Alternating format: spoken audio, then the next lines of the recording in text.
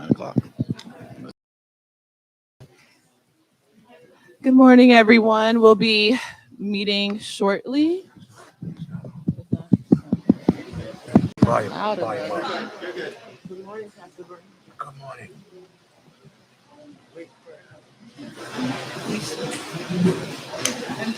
There's Mr. Bradford. One big cap.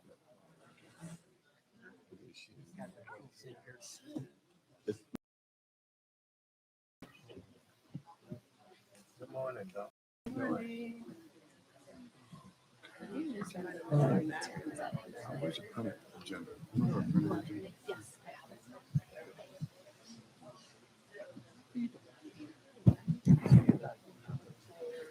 Classes.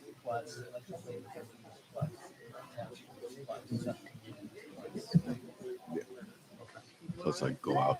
Community events. Yeah. We can Good thing some try to.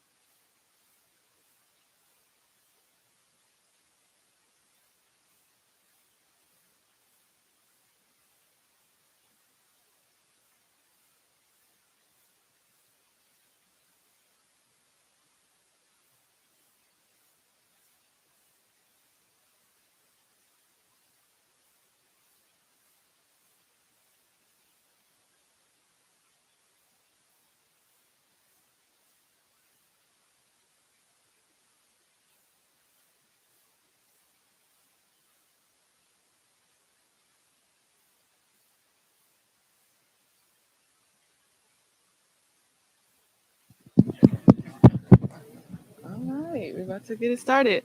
All right, good morning, everyone. Before we begin, I want to make an announcement that the restrooms are right to our right, right behind the Taco Limon sign.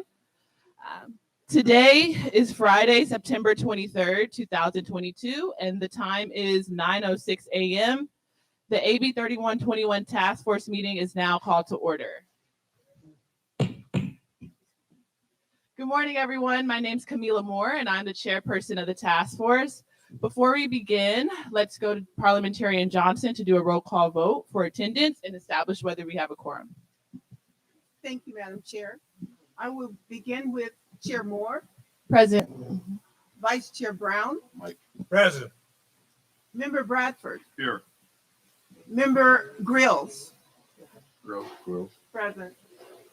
Member Jones Sawyer, Present. Member Holder, Member Lewis, Present. Member Montgomery Stepp, and Member Tamaki. Here. Madam Chair, there are 9 task force members, and the number needed for a quorum is 5. The number present is 9. Madam Chair, a quorum has been established. Thank you, Parliamentarian Johnson.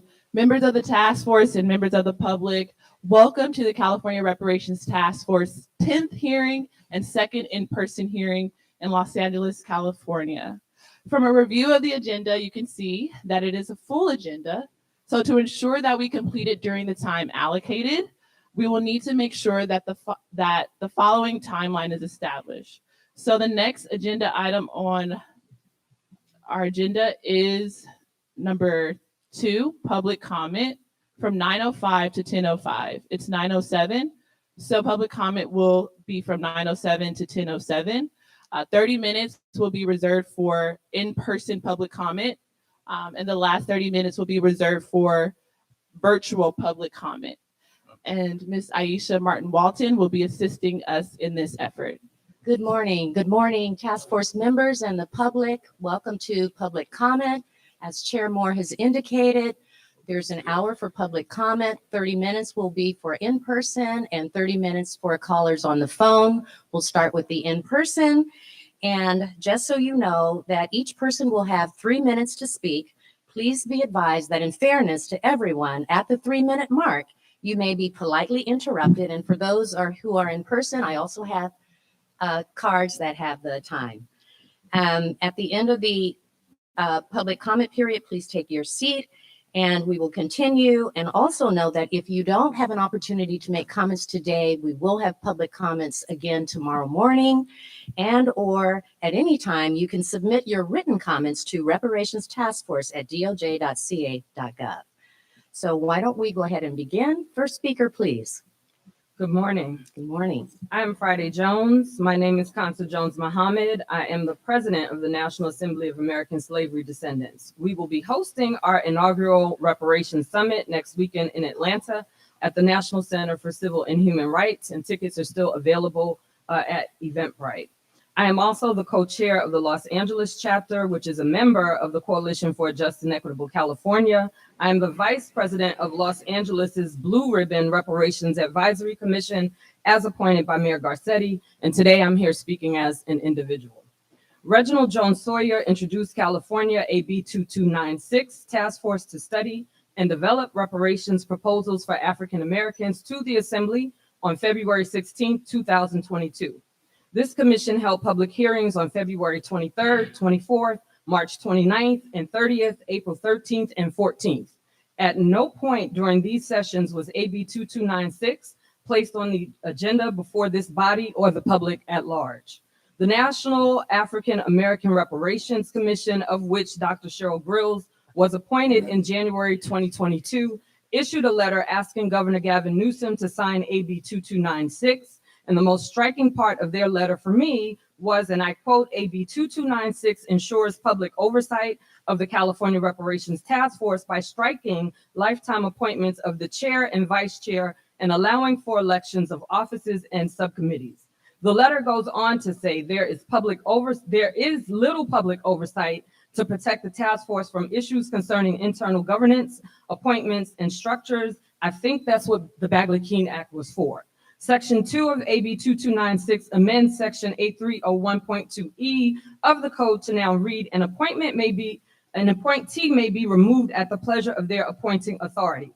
This dramatically changes AB 3121's language, and I believe that NARC in the letter to Governor Gavin Newsom identifies the intended targets of this change as Chair Moore and Vice Chair Brown. I do not mince my words. Your actions are unethical. This is your final term as Assembly member for Council District 59 in Los Angeles. The membership of NAASD Los Angeles is here in Los Angeles. And I will utilize every ounce of my influence to ensure that the descendant community with ties to the South that have our ancestors buried in segregated graveyards to have lineage repair in the state of California.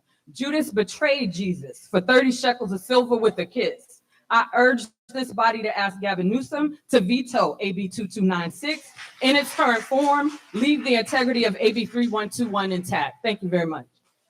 Thank you for your comments. Our next speaker.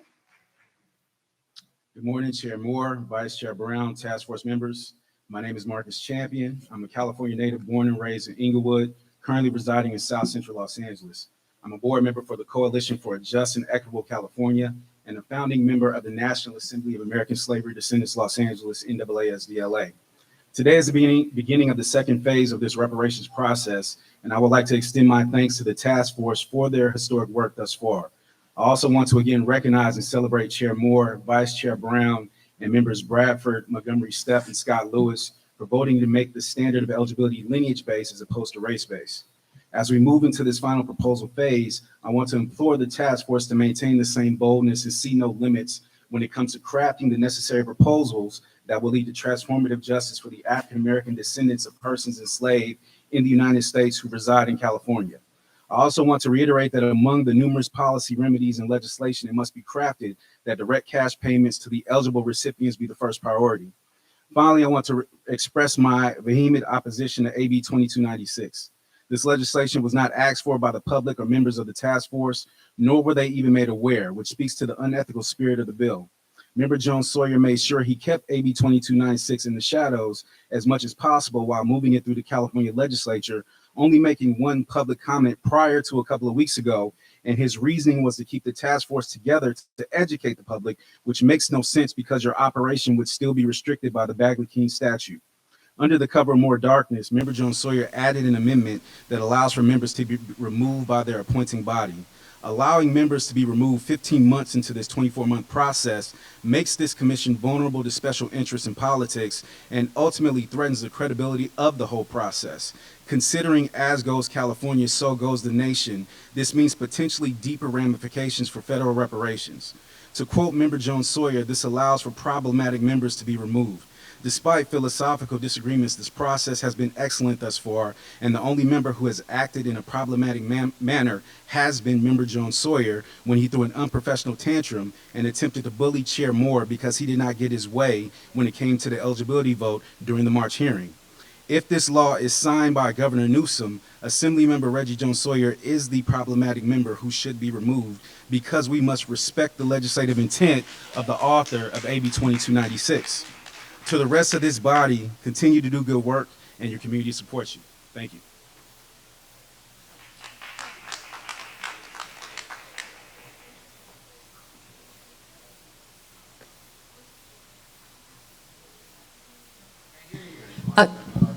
Hello, Tess. Oh, there we go. Okay, sir, thank you so much. But before you begin, we have two speakers who need an accommodation who will follow you. Thank you so much. You may begin. Good morning. My name is Sarge Hall. I am a retired combat veteran. I'm the at-large rep for the Mid-City Neighborhood Council, as well as board member for the South Los Angeles Alliance of Neighborhood Councils, and I am a descendant of the Honorable Biddy Mason. I'm sending greetings from Georgia, which is Georgia and Florida, which is my roots, and I want to say that I missed my tea time to come here, and I wasn't really expecting this. But I want to say that I have concerns about Black California. Before we even get to reparations, I believe that we need to have a forum called the State of Black California. With California only being 6.5% African American and the majority of them in Los Angeles, in 20 years, there will only be 2.5% African Americans. And what we left in California, what we cannot do is allow these reparations to serve as an exit strategy. Also, we cannot allow these reparations to be a boost to Governor Gavin Newsom, who is running ads in Florida. When I went to my property in Florida this year, I cut on the TV and I see him basically getting ready to run for presidency. So we cannot let these reparations go without us having a hand up in this situation if Gavin wants to run for president. And you know what I'm talking about, the behind the closed doors conversations. If he passes this, if we get these reparations passed, he can use this as a springboard. And what we cannot do is allow him to use us. With that being said, the money alone is not enough. I'm afraid that if you give checks to folks, the average person is going to go to the liquor store, they're going to go to the weed shop, and we're going to lose equity in our neighborhoods. Follow what I'm saying? Follow what I'm saying. Not everyone. Follow what I'm saying. When you follow what I'm saying, there needs to be some type of community equity-based option if you give a check to where a person can put into a system to help grow our communities. I'm on these boards and I'm riding around. Listen, Black Los Angeles is losing. I know y'all want to sit here and act like it's not happening, but in 20 years, there won't be any Black folks. So this money can serve as a positive or a negative, and I'm praying that it serves as a positive, but there must be parameters put around. And last but not least, in the reparations package, I would like to see some type of satellite historically Black college brought out here to the West Coast. So again, Black California, pay attention. It's only 6.5% of us. We can be easily gentrified. Thank you. Thank you.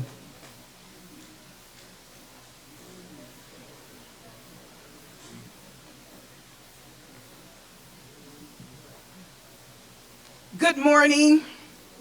Good morning. Good morning. Now that I have your attention, I am Emeritus Professor Joyce Faye Allen Hamilton, and my sister, Emeritus Professor Janelle Allen. My sister has been a professor at Compton College for 38 and a half years. Because we combined our thoughts, we decided that one of us would speak. And since I'm the baby girl, I was chosen. You know how that is. Is that okay with the task force? I've been waiting for over 30 years to have this conversation about reparation. So I'm very passionate about this. So if you can be with me, be passionate about what I'm saying. We were born and reared in Los Angeles, California. The sisters bring greetings to all task force members, committee members, distinguished guests, and to the audience. I have taught at many colleges and ended my professorship at Los Angeles City College with a combination of teaching for 35 years. My mother always stated, quote, always try to be the best or next to the best or among the best, unquote. She died at the age of 97 last year, July 15, 2021. I received an award for the first Black Teacher of the Year at Los Angeles City College. I want to be an inspiration to you. It is a privilege and an honor to speak before this task force this morning. I want to honor you and applaud you for countless and tireless days, hours, and minutes that you've spent on this task force. This is not an easy job, but you were born to do this. God has chosen you to help create the blueprint for reparation. Reparation is a check owed to Black Americans for the enslavement of ancestors that must not bounce, but must be cashed upon receiving it.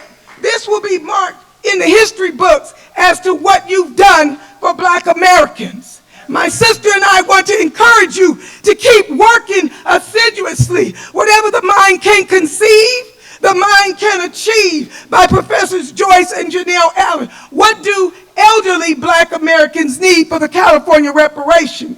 As an elderly Black American, my sisters and I, including my husband, his father was a sharecropper. We do not need to continue our education, nor obtain jobs, nor housing. What we would like is monetary compensation, loan forgiveness for our nieces. And I just wanted to say this, if you can think it, you can do it. If you can see it, you can believe it. If you can practice it, you can improve it. If you can trust it, you can make it. If you can fix it, you can solve it. If you can start it, you can finish it. I'm so Thank sorry you to very, interrupt very you. much, everyone. Perfect. Thank you. God bless you. Thank you. And I believe our next speaker, the next young lady, please come forward. We'll continue. Thank you very much. You may begin. Good morning. Can you hear me through my mask? Okay. Good morning, task force and community. My name is Winona Valentine. I am founder and executive director of I Dream for Racial Health Equity. Our team is comprised of 24 advisory members, staff, and consultants. Our 28-year storied mission equips a learning community of visionaries with a comprehensive understanding of maternal and infant health throughout the life course, and responds to the urgent call to support and strengthen the Black perinatal workforce and allies. I am a member of the Black Equity Collective, and I participated in the listening session experience on May 25th, 2022. My role as a 26-year CBO leader brings forward the need for reparations and investments in the financial stability of nonprofit organizations over a 10-year period. We're talking about fiscal year 2023 to fiscal year 3033. For example, reparations for iDream is an investment in personnel costs for 5 full-time professional community staff. The amount equals to $628,618.24 for 1 year. Over 10 years, the investment equals $6.3 million. The current living wage is $92,996.30 in Los Angeles County for 1 adult and 1 child. For me, that means a single mother raising their 1 child. That salary does not include taxes and health benefits. And the source for that is the living wage calculator for LA County. Black-led CBO leaders are innovators and we are risk takers. We respond with community-led interventions, yet too many of us began as underfunded startups with underemployed staff. Reparations provide the financial investment of our business model above and beyond programs and services. The importance of a community listening session is to ensure that more voices like ours are included in the reparations discussion. Eligibility was voted on, but that varies upon what you heard in the listening sessions. The task force has engaged economists. CBO leaders like myself can provide similar or more relevant expertise. And then finally, bringing greater awareness to the community provides input on reparations. My story as a CBO leader cannot look backwards to 1996 compared to the white-led startup organizations that are now multi-million-dollar CBOs in the same period. Reparations can financially sustain the future of Black-led CBO leaders, provide living wages, and anchor long-term hope and healing in our communities. Thank you. Thank you. Thank you for your comments. Next speaker, please.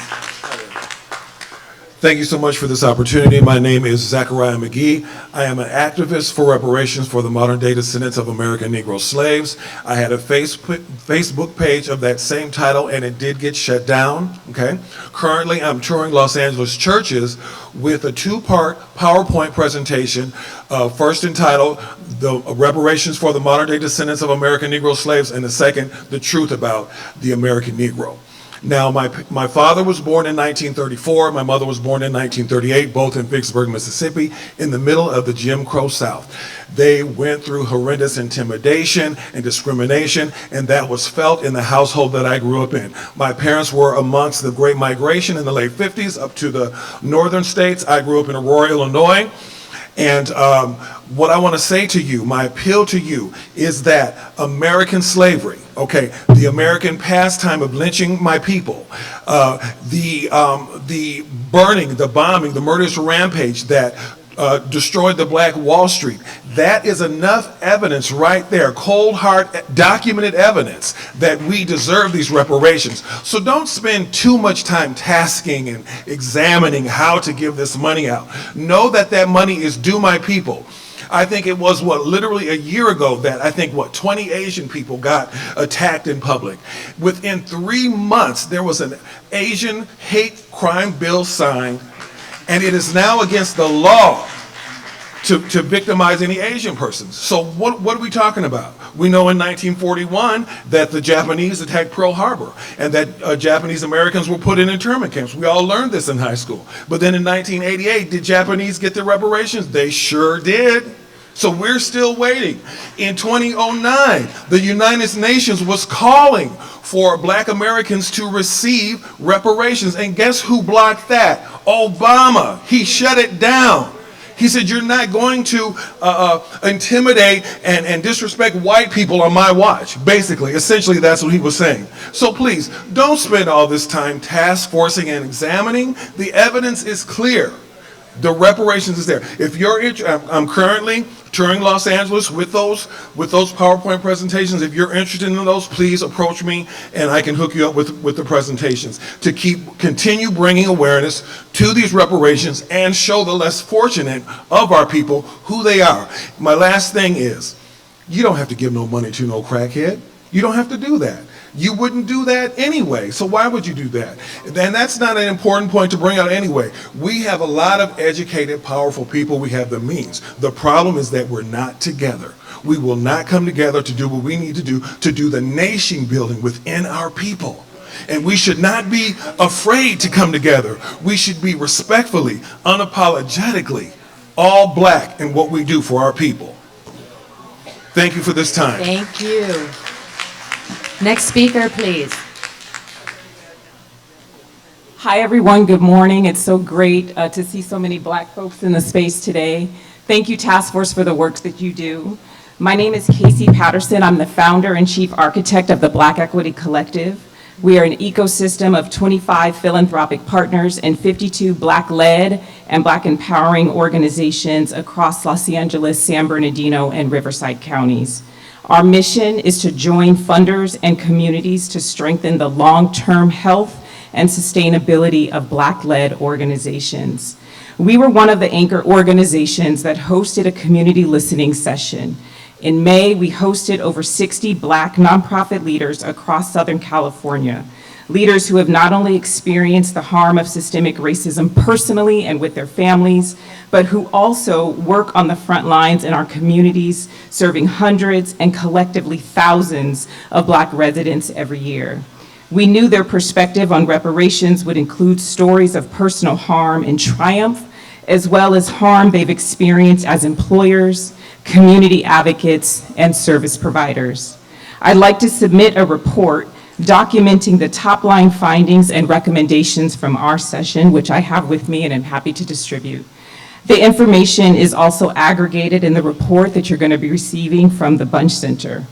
Overall, we heard a wide-ranging account of experiences with structural and systemic racism, including maternal and infant mortality, pay inequity, racism in schools, barriers to philanthropic and public funding, housing discrimination, wealth deprivation, land theft, police terror, and the targeting and dismantling of the Black family unit.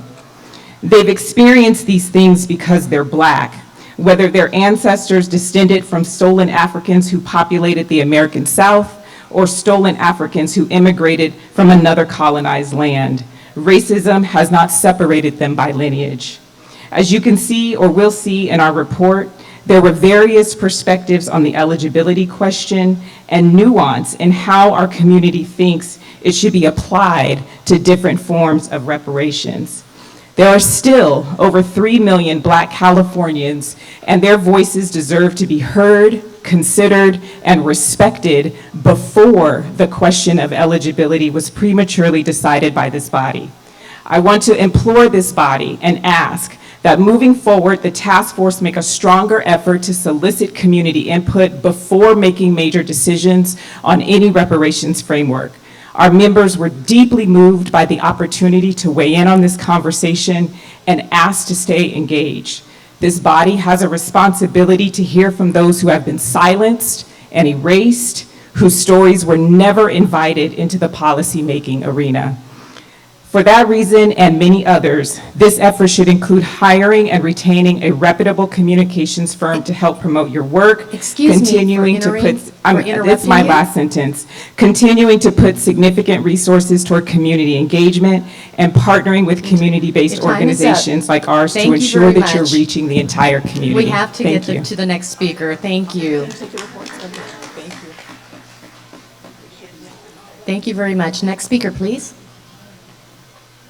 Hello, everybody. My name is Milagro Jones. I'm an undergraduate student at UCLA, and I transferred from Los Angeles Trade Technical College. So I want to shout out these professors that worked in the LACCD, because without people like them, I wouldn't be here today, you know what I'm saying?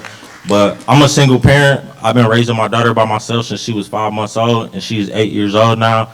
And I just want to say that, you know, before I even start, I want to speak on people talking about crackheads shouldn't get no money. My stepmama was a crackhead and she was still a Black woman. Right. Excuse me. She deserved money just like anybody else deserved money. She's still a human being. Excuse me.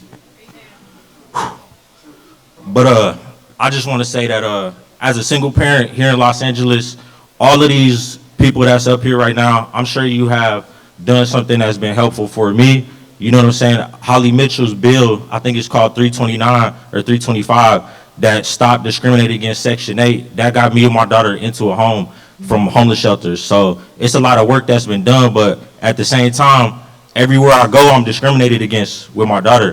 When I walk down the street, the LAPD pull up and say, y'all look suspicious. Do you know this man? The LA Sheriff Department broke into my home, harassing me, sending emails to the neighborhood council. He got found guilty of this stuff. He still work with black people in the community. You know what I'm saying? Everywhere I go, whether it's LAHSA, the Los Angeles Homeless Service Authority, whether it's in my neighborhoods that I've lived in, no matter where I go, if it's in the good side of town, the bad side of town, Skid Row, I lived all over the city. It's always discrimination. Black people are treated like garbage in this country. Me and my daughter is stepped on and walked on everywhere we go, and there's nothing changing and getting better for us on a daily basis. I'm sick and tired of living like this.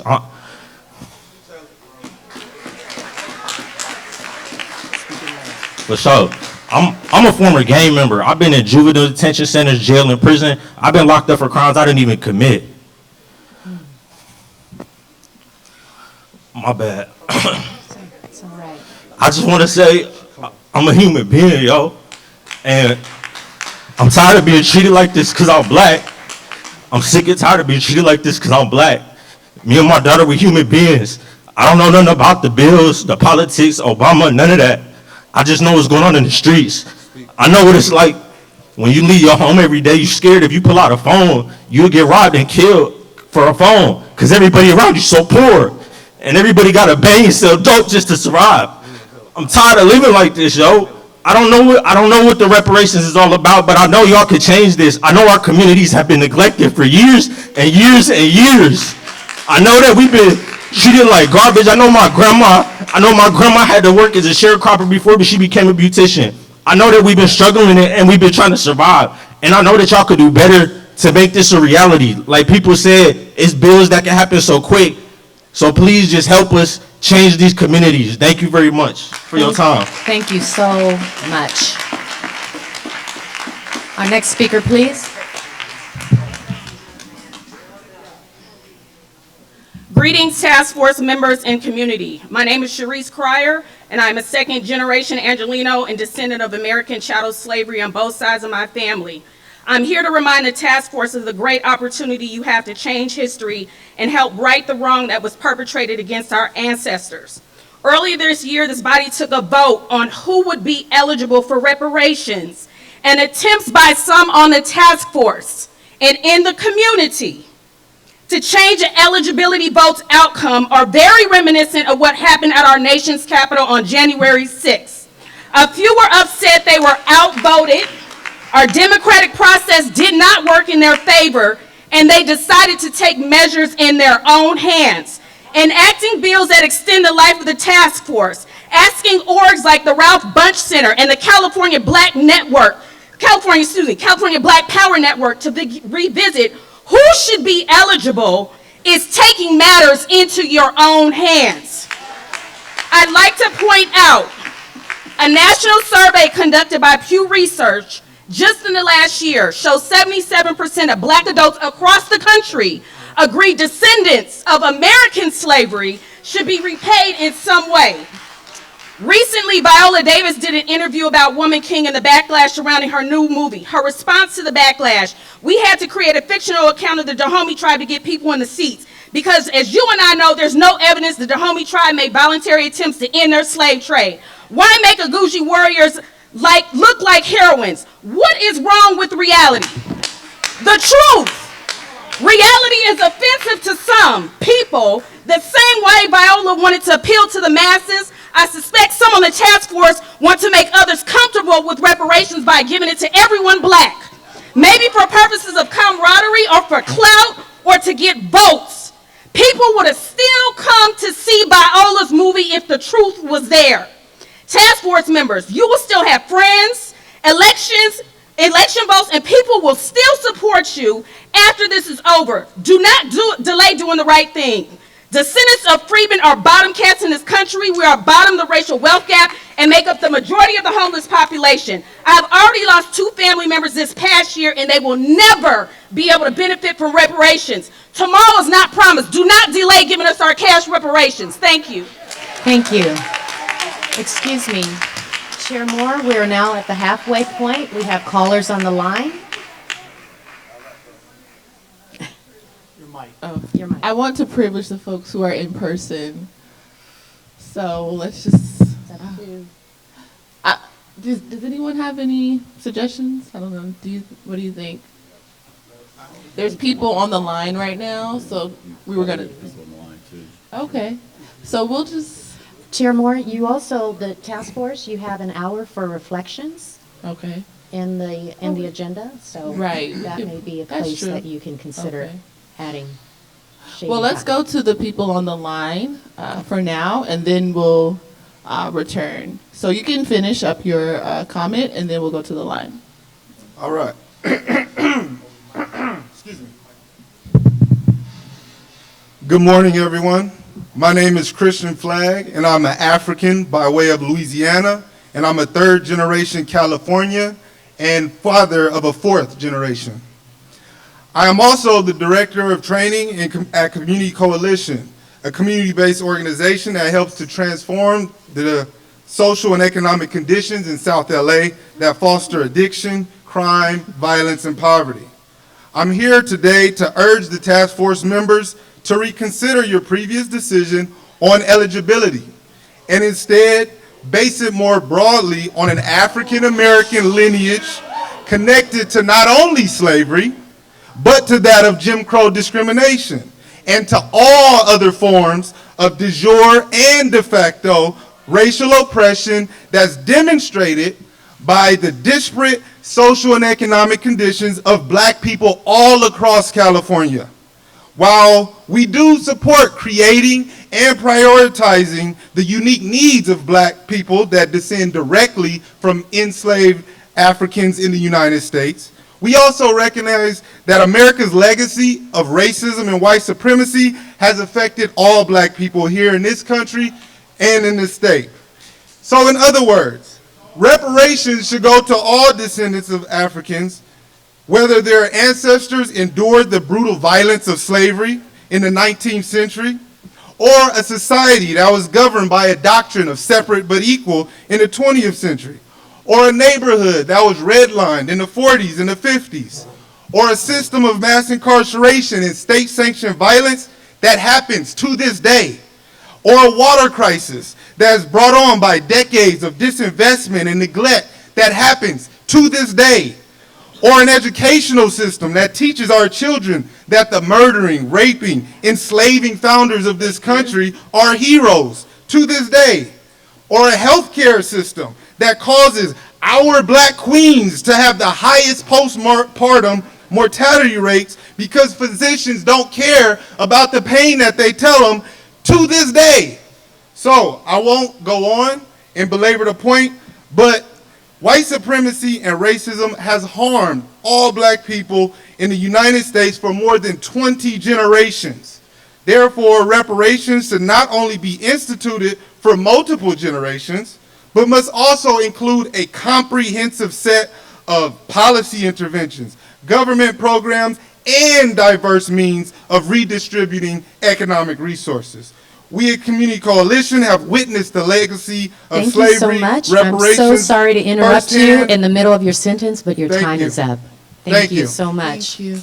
So before we resume, I wanted to make a quick announcement for members of the public. I understand this topic of reparations is very passionate. People are very passionate about it, but we need to be respectful in that every person has the right to speak, and each person has 3 minutes to do so uninterrupted. So let's give each other that grace. Thank you. How many people are on the line? Do we know? Do we know, Kat? We don't know. Okay, so let's just go to the line for now. Okay, so folks in the standing and waiting in person, we're going to take the next 30 minutes for calls, so you may want to have a seat. Also remember that we will be starting tomorrow at 9 a.m., also in person, and you can also submit your written comments at reparationstaskforce@dlj.ca.gov. Can I Your recommend comments- that the line be written out in order to preserve the order that people are set? So in the event that it gets cut off again, the people that are up front get a chance to speak? It's a great idea. Thank you. We'll do that. Pardon? You got to cue Oh, thank you. Stephen, this is Aisha. I'm on the line. Can you dial in the first caller? As a reminder, if you'd like to make a comment, please press 11010 if you have a comment. Our first comment will come from Stephen, line 55. we're ready for operator. Please go ahead. 55, please go ahead. Oh, can you hear me? Oh, we cannot hear you very well. Can you speak up? Yes. Can you hear me now? Yes, I can yell if I need to, but I don't want to. Can you hear me? If you could speak a little bit louder, that would be great. Hey, my name is Christopher Wilson. I'm the Associate Director at Alliance San Diego. And this is a very important topic to me. I wrote my graduating thesis on reparations 20 years ago. And while there is no question on the monetary value of the labor stolen from American slaves for over 200 years in America, the enslavement of African and other black people is the foundation of the harms all black people still continue to suffer today. The impact of institutional racism has been extensive. The black codes, Jim Crow, redlining, racial covenants, segregation, and healthcare disparities did not and still do not question the lineage of the black person being discriminated against. I've heard the perspective of black community members across the diaspora, and many of them uplift the same harm in their communities in many different areas across California. There are nearly 3 million black people in this state, and many only recently learned about this task force. You made a decision on eligibility without hearing from many people who have suffered from the harms, the long-lasting damage of American slavery. And while descendants of African slavery deserve some reparation, monetary or programmatic, all black people in America suffer from the impact of slavery. And you cannot ask us to do the difficult task in California of tracing our lineage back to slavery. If California is going to pay, it's got to pay everybody, because California entered the Union as a free state. California did not enforce slavery. So how do you, California, discriminate against who's impacted by something California disavowed from its inception? The task force made a bad decision, and you need to figure out how to correct it. Thank you. Thank you. Thank you so much for your comments. Stephen, our next speaker, and the next speaker, we'll have the person come online, but we really need them to speak loudly into the mic. Line 28, please go ahead. Good morning. Can everybody hear me? Yes, you sound great. Thanks. Wonderful. Good morning, Chair and members. My name is Adrian Mohammed. Okay. I'm so sorry. Can you speak up a little bit more? Thanks. Yeah. Sorry, is this better? No, we need you. Get closer.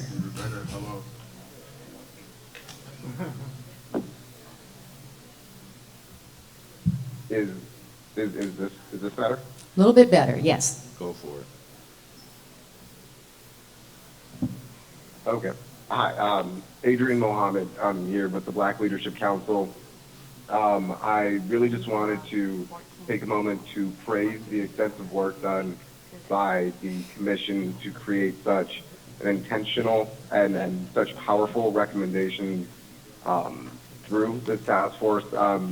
We look forward to continuing to work with you all on policies dealing with health, wealth building, educational policies, and those reforms, as well as a section that we believe does need to be called out, a housing policy.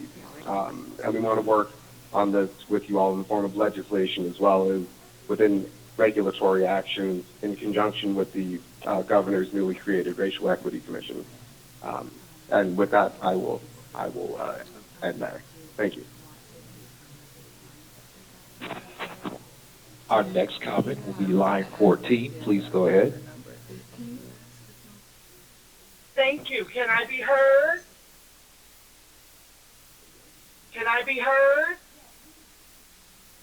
I can hear you. Yes, Please we speak can hear loudly, you. ma'am. Thank you. Can you hear me? Yes, we can hear you, but Okay. please speak a little bit louder as Thank you. well. Yes. Okay. This is Angela Nirvana. I am a co-founder of the Contemporary Reparations Grassroots Movement, working with the grassroots all over the country.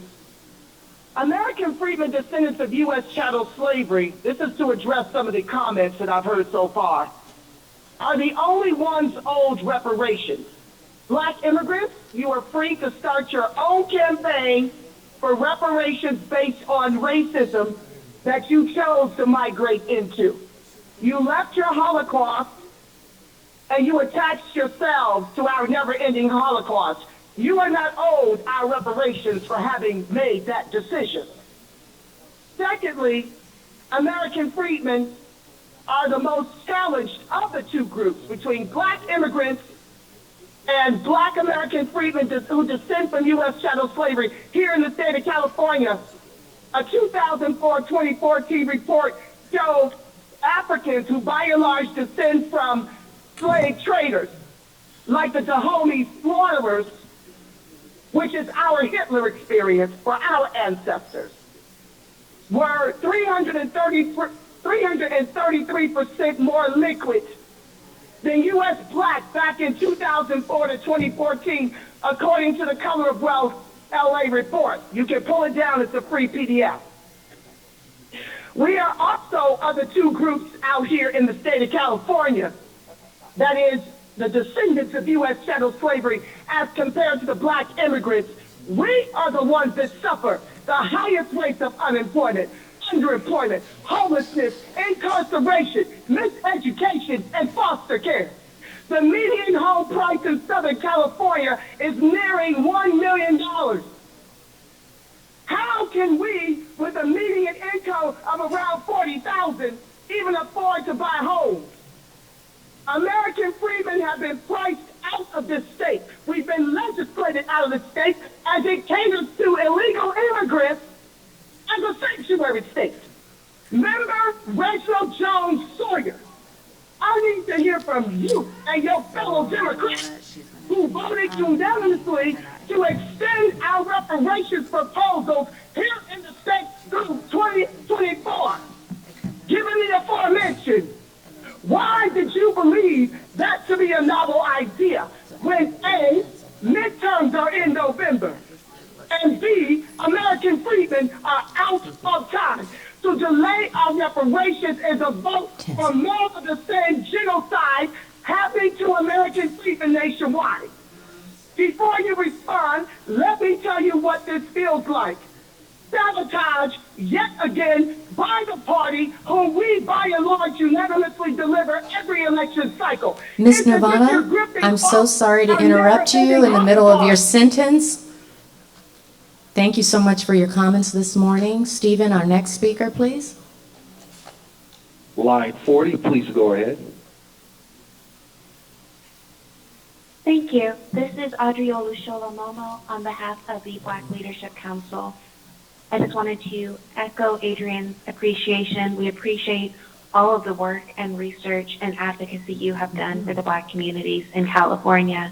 And we look forward and welcome more partnerships as we work more closely to enact the core priorities for the diverse Black communities in California, especially a continued focus on housing justice and reparations for all Black Californians, who are only, as someone else noted earlier, 6.5% of the state's population, but we represent 39.8% of the homelessness population, a likely undercount. Again, we thank you for your leadership and advocacy in this, and we welcome and ask for more partnership to ensure that all Black Californians are served. Thank you. Thank you. Thank you for your comments this morning. Stephen? Our next speaker. Line number 8, your line is open. Yes, hello? Can you hear me? Yes, we can hear you. Okay, I'm Arthur Ward, Vice President of Freedmen Descendants of Chicago, and also a member of the National Assembly of American Slavery Descendants. Thank you. I have 4 things. I have family members that live in the Los Angeles area. Number 1, I would like to state that I do not support extending the reparations process. There is no practical need for any extension. Number 2, I would like to thank the task force for the good sense of establish. Hello? Hello, are you there?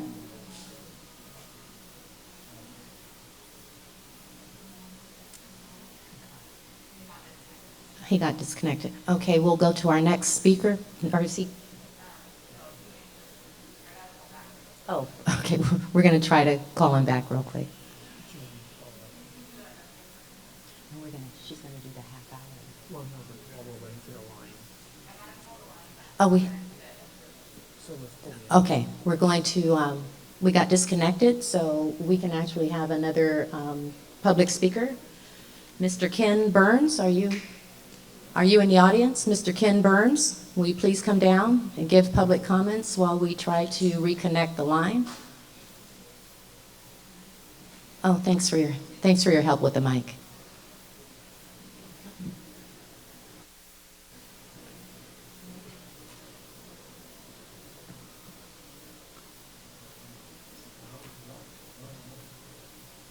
Hello.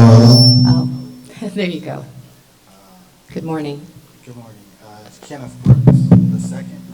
Well, I'll be mindful for the other people that was in line, not to take up the whole 3 minutes.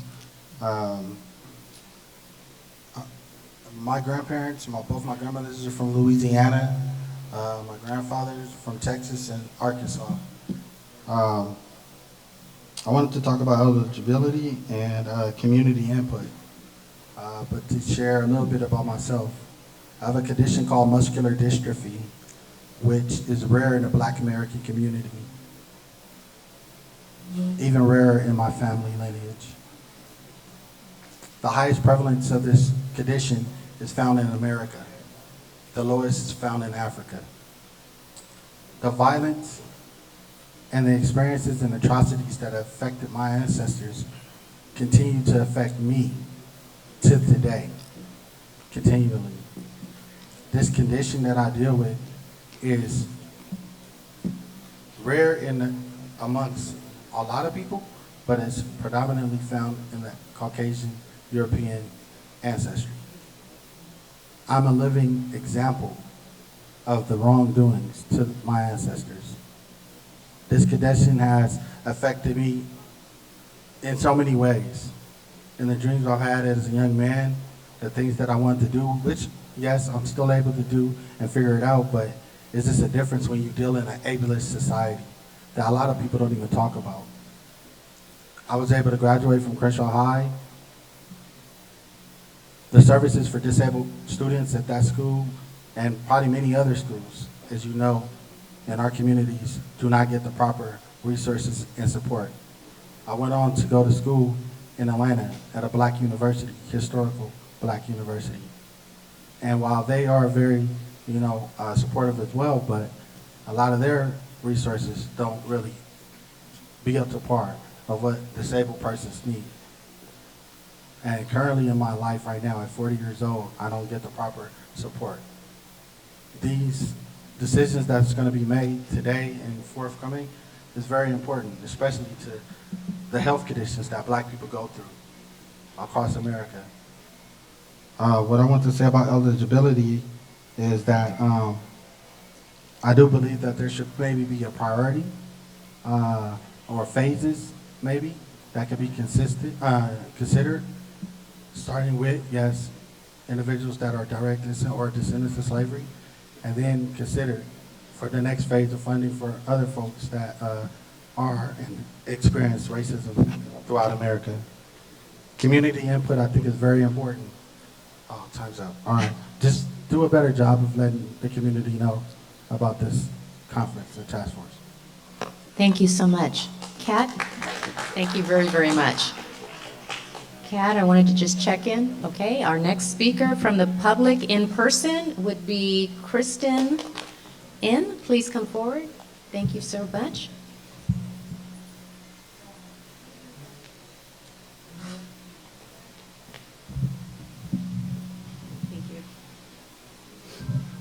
Good morning, task force members. My name is Kristen Nimmers. I am Policy and Campaign Manager with the California Black Power Network. The Black Power Network is a member of the Task Force Committee Engagement Steering Committee, and we hosted 10 listening sessions over the summer. During these listening sessions, we heard from hundreds of community members across the state in the Bay Area, Central Valley, Los Angeles, San Diego, and Inland Empire, many of whom had only recently learned about the establishment of the task force and their ability to provide input through our outreach. During our listening sessions, we heard a range of perspectives on eligibility and the potential forms of reparations that would aid in the healing of our community. Many of the participants lifted the need for there to be repair to the full Black community due to the shared harms and impacts on the status, well-being, and conditions of our neighborhoods that we know stem from this country's history of slavery and systemic racism. There was recognition of the distinct harms suffered by descendants of American slaves, and also acknowledgement of the ways our communities are indistinguishably treated by law enforcement, in education and employment, in our healthcare systems, and more.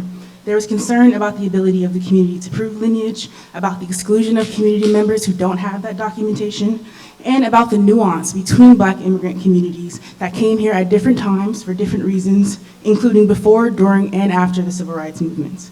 In our outreach, for our listening sessions, we identified almost 9,000 people who wanted to attend listening sessions and provide input. So we know that there are many more community members and perspectives we have not yet heard. We encourage the task force to read the Bunch Report to see the diversity of thought on the question of eligibility and reconsider its decision. Thank you. Thank you very much. Okay, I think we're ready to go back to the callers in line. So, Stephen, our next speaker, please.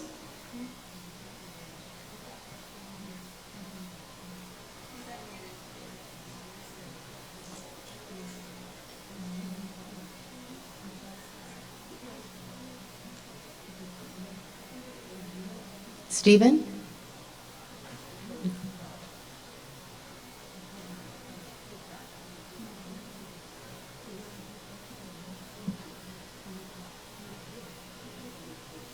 No? Okay, we'll take the next public speaker in person. That would be Kenneth. Kenneth, are you in the audience? Can you please come forward? Thank you so much.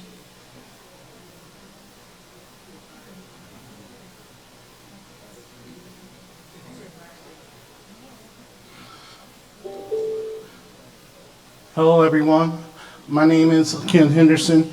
I am a direct descendant of Seminole Chief Billy Bowlegs. Wake up, Black California. We, as Black Californians, are heirs to Black indigenous dynasties like the Moors of the Cowkeepers, also known as Black Seminole warriors who defeated the U.S. Army 3 times. If your names are on the 1835 Henderson Roll, you are, in fact, indigenous heirs to lands here in America, as unlimited wealth, indigenous lands owed to you, with oil and gas leases denied to California heirs. Okay.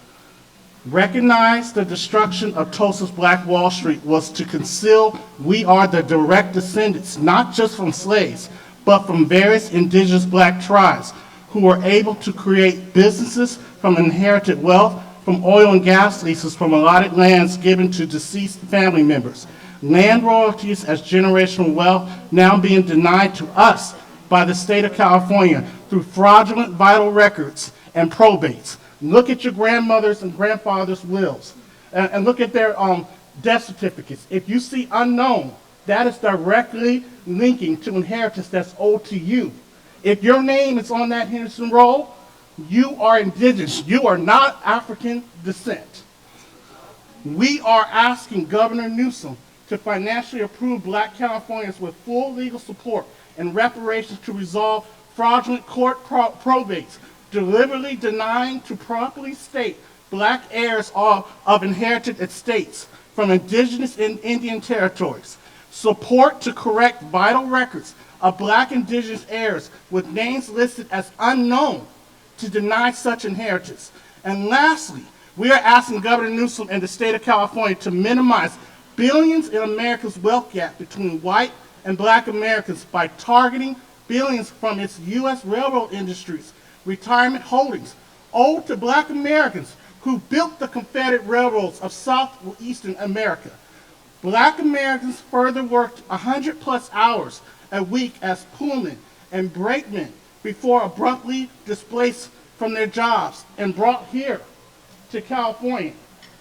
Many of you guys are being told that you are just descendants of slaves, but you are actually indigenous to this land. Look up. Yes, no, but the money is there.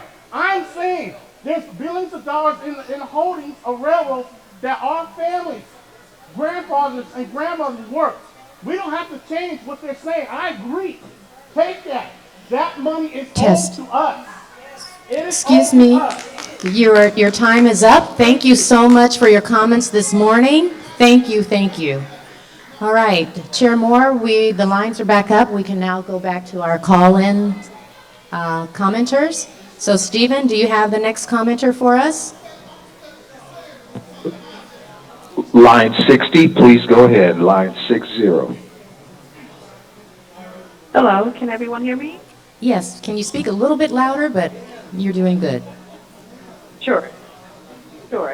Hello, my name is Sarah Wesley. I am a resident of Sacramento, California. I am a descendant from slavery by way of my father from Baton Rouge, Louisiana.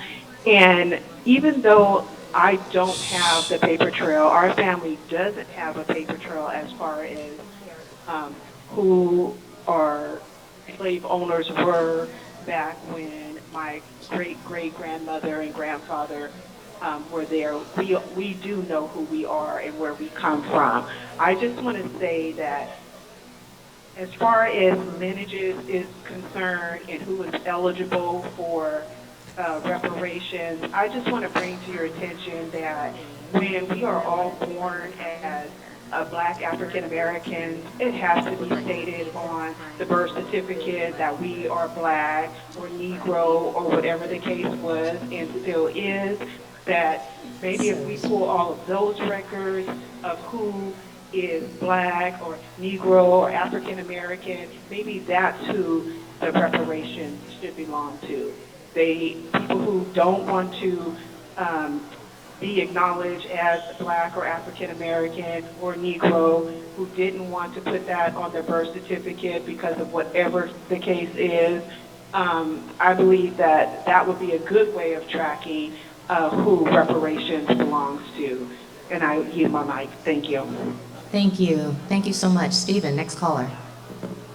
And before we go to the line next 29. caller, just everyone in the in-person audience, make sure to quiet down so that we can hear the virtual callers. Thank you. Thank you, Chair Moore. Stephen? Line 29, please go ahead. 29. Good morning. Good morning, Chair Moore, Vice Chair Brown. My name is Josiah Williams, and also to the esteemed task force. My name is Josiah Williams. I'm an organizer with the Coalition for Just and Equitable California, known as CJEC, and also the American Redress Coalition of California, ARC Bay Area team. Today I will be speaking as an individual. I actually have wrote down some things that I just, instead I'm just going to make some comments based off of some of the things stated today. First thing is, we know who we are.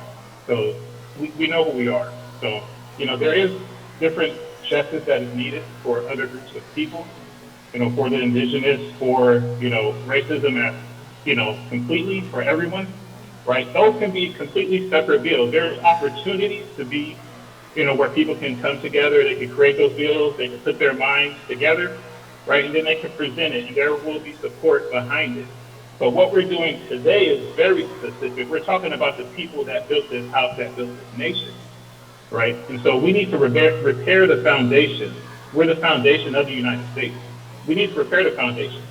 And so some of the things that's being said is, to me, is like having a home and trying to paint the walls and fix the windows.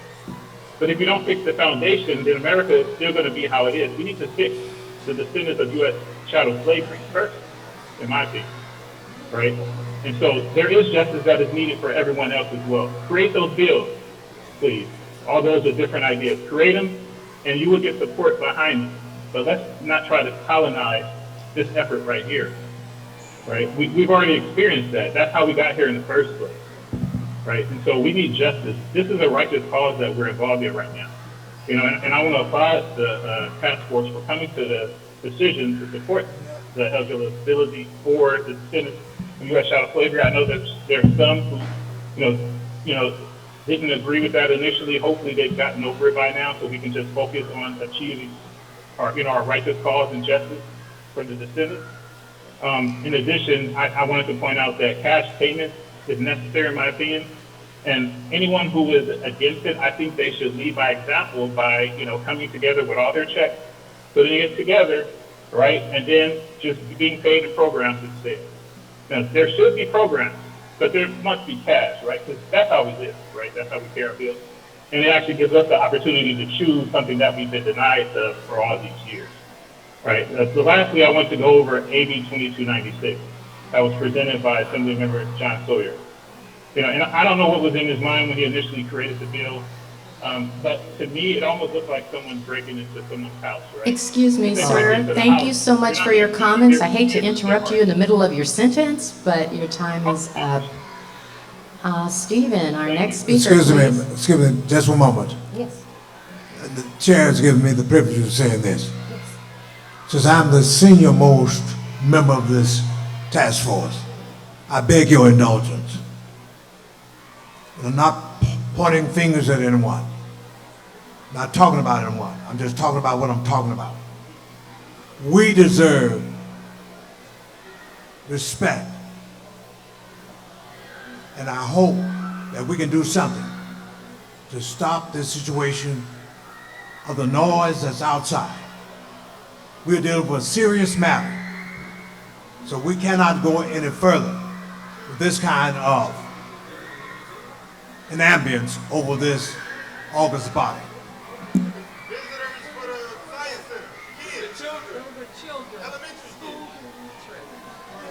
Well, go out there and ask them to be quiet.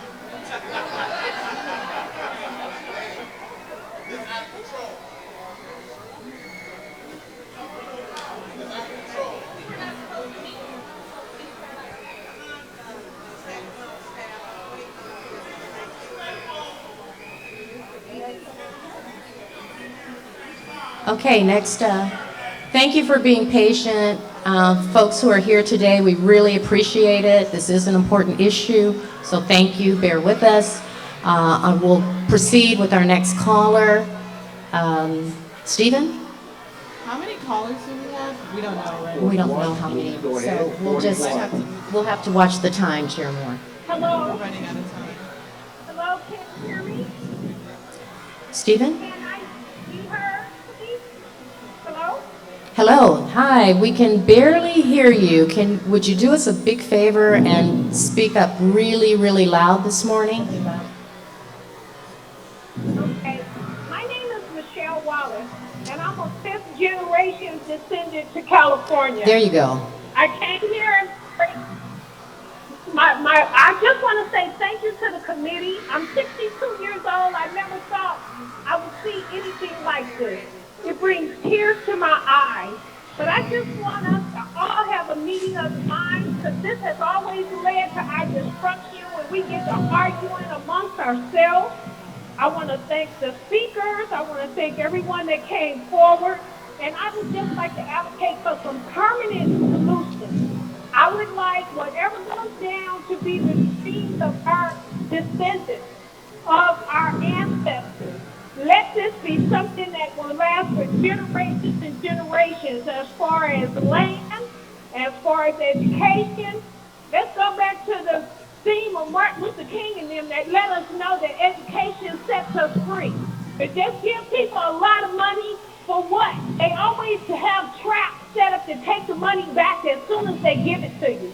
So I would just like something long-lasting that my grandchildren and great-grandchildren can benefit from this historical moment, and I yield.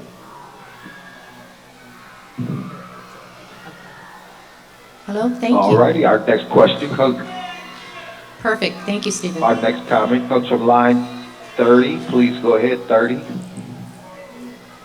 Good morning, everyone. Can you hear me? Can you speak up a little bit louder? Those speakers who have headsets, you definitely will need to speak up louder. Okay. Can you hear me now? Please go ahead. Thank you. My name is Erin Jones, and I'm an academic coordinator at Community Coalition. I currently serve historically marginalized youth in South LA with the goal of creating and sustaining a college-going culture. And in short, I work to close the education gaps that affect our children. I am a descendant of American chattel slavery, and I'm a third-generation Californian after my grandmother fled domestic violence in Atlanta, Georgia. My domestic partner is a second-generation Haitian-American man and first-generation to live in California, and by the current ruling of the task force, even though his direct and traceable ancestors were enslaved by the French instead of the British, and in Haiti rather than America, he would not be considered eligible for reparations. Even though slavery is slavery, no matter where it occurred, and both of our families currently face the same levels of oppression and discrimination. Even though I'm African American and he is Haitian American, we share a child, a household, and a passion for social justice. And honestly, the lack of the eligibility for our brothers and sisters, put simply, it hurts. So I'm urging the task force to reconsider eligibility based solely on African American lineage connected to the United States slavery, or free Black people living here prior to the 19th century. And I do think it is better to base reparations on African American lineage, Jim Crow discrimination, and other forms of racial oppression, as white supremacy has truly affected all Black people in California and throughout the whole entire United States. So this current standing is not only divisive on a wide range scale, but in my personal life, it's very divisive in my household. So therefore, I encourage you all to establish a more inclusive basis for eligibility and not further divide Black people across America and California. Now, we never will know exactly the pain our ancestors endured, but we do know many forms of racial discrimination still impact all of us today. So I really do hope our personal stories and communities really impact you all as members of the task force and help you to further consider incorporating our community's lives and futures in your decisions. So thank you for your time. Thank you. Thank you. Thank you. Well, I just want to make an announcement. Unless we relocate, which I don't know at this time is possible, I just want to say we're just going to have to adjust. This is a museum for children, and children are rightfully excited to learn about science. So, you know, it is what it is, and we just have to keep calm and carry on. So. Yes. Thank you. Great words. And then also, I think we only have 3 callers on the line remaining, so we'll proceed. Stephen, our next speaker. Line 20, please go ahead. Yes, can you hear me? Can you hear me? Yes, can you speak up a little bit? Speak up. Yes. Speak up loud. Yes. Copy that. My name is Matthew Morris. I am currently the operations manager for the Institute for Leadership and Professional Development, headquartered in Riverside, California. IFLPD is a veteran and Black-owned company. I am also a descendant of United States military sergeant and former heavyweight champion of the world, Joe Louis. I'm from Hawthorne, California, and I've lived in California most of my 30 years of life. This bill isn't about restorative justice for African Americans, it's for Americans. When Floyd Mayweather represented this country in the Olympics, he wasn't called the African American fighter, he was called the American fighter, just like Roy Jones Jr. and Joe Louis before him. Joe Louis's victory over Max Schmeling wasn't called an African American victory, it was called an American victory. The headlines read, America's Joe Louis versus the Axis powers. We cannot be American only when it suits you. America is an ideal that all humans can be a part of something greater if only they can come to common ground with their neighbors, regardless of color or creed or point of origin. They can enjoy the privileges of being American. We cannot be a country of hypocrisy. You cannot have your cake and eat that very same cake as well. meaning that my lineage should not disqualify me from being American when it is profitable. Were the descendants of Japanese immigrants any less American when you gave them reparations for internment camps? How about the slave owners when they were given reparations for owning slaves, even when they fought against America just to keep their free labor? How can you still be an American worthy reparations and commit treason against that same country? I ask, can you tell the story of America without the contribution of Frederick Douglass, MLK, Joe Louis, or Dred Scott? To the opposition, this is not about slave owners long gone. This is about the intentional harm that was done to Americans on purpose of the very grounds of how we look, but also where our grandfathers and grandmothers came from. Even after slavery was abolished, these people were still intentionally targeted by state, local, and federal systems that were meant to protect and empower all Americans. We were simply excluded from those resources. People of the public and this task force, accountability is useless without a plan of action. Reparations is that plan of action for diversity, equity, and inclusion for all Americans. All we are asking is that you don't continue to leave us out of the restorative justice that was given to other Americans or was intentionally done to them. In the words of General Benjamin O. Davis, the privileges of being an American belong to those brave enough to fight for them. My family fought bravely for this country during times of war. Are you brave enough to fight for your fellow Americans now? Ethical behavior should not be optional only when it suits the guilty. There can be no delay in giving reparations to the affected. And with that, I close. Thank you. Perfect timing. Okay.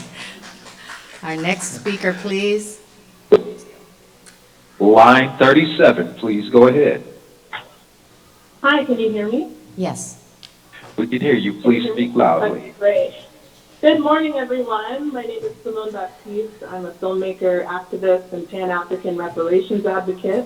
I want to thank everyone this morning for the spirited debate, and I'd like to thank the task force for taking on the difficult job to study reparations for Black Californians. However, like many people this morning, I want to talk about eligibility. This task force held a vote on eligibility that was lineage-based, and that needs to be reversed. It was simply irresponsible, regardless of the intent. In this report, it states that 1/3 of the U.S. Black population are foreign-born. 1/3. So we're talking about erasing 1/3 of the Black community from this task force's decision. I believe that reparations should have a Pan-African approach. I believe that Black immigrants, alike with Black descendants of American slaves, have experienced the effects of white supremacy in this country. I don't believe in excluding anyone from the Black community. And also in this report, the statistics that bolster the need for reparations, like talking about how Black Californians over-index in the incarcerated population, or how Black Californians are over-indexed in the unhoused population, that includes Black immigrants. So I don't want to include Black immigrants only when it's convenient to bolster your statistics, but instead we should be including them in the distribution of reparations overall. And I'm in support of extending the study. Thank you. Thank you so much for your comments. Stephen, next speaker. Line 45, we can hear you. We just asked that you speak up.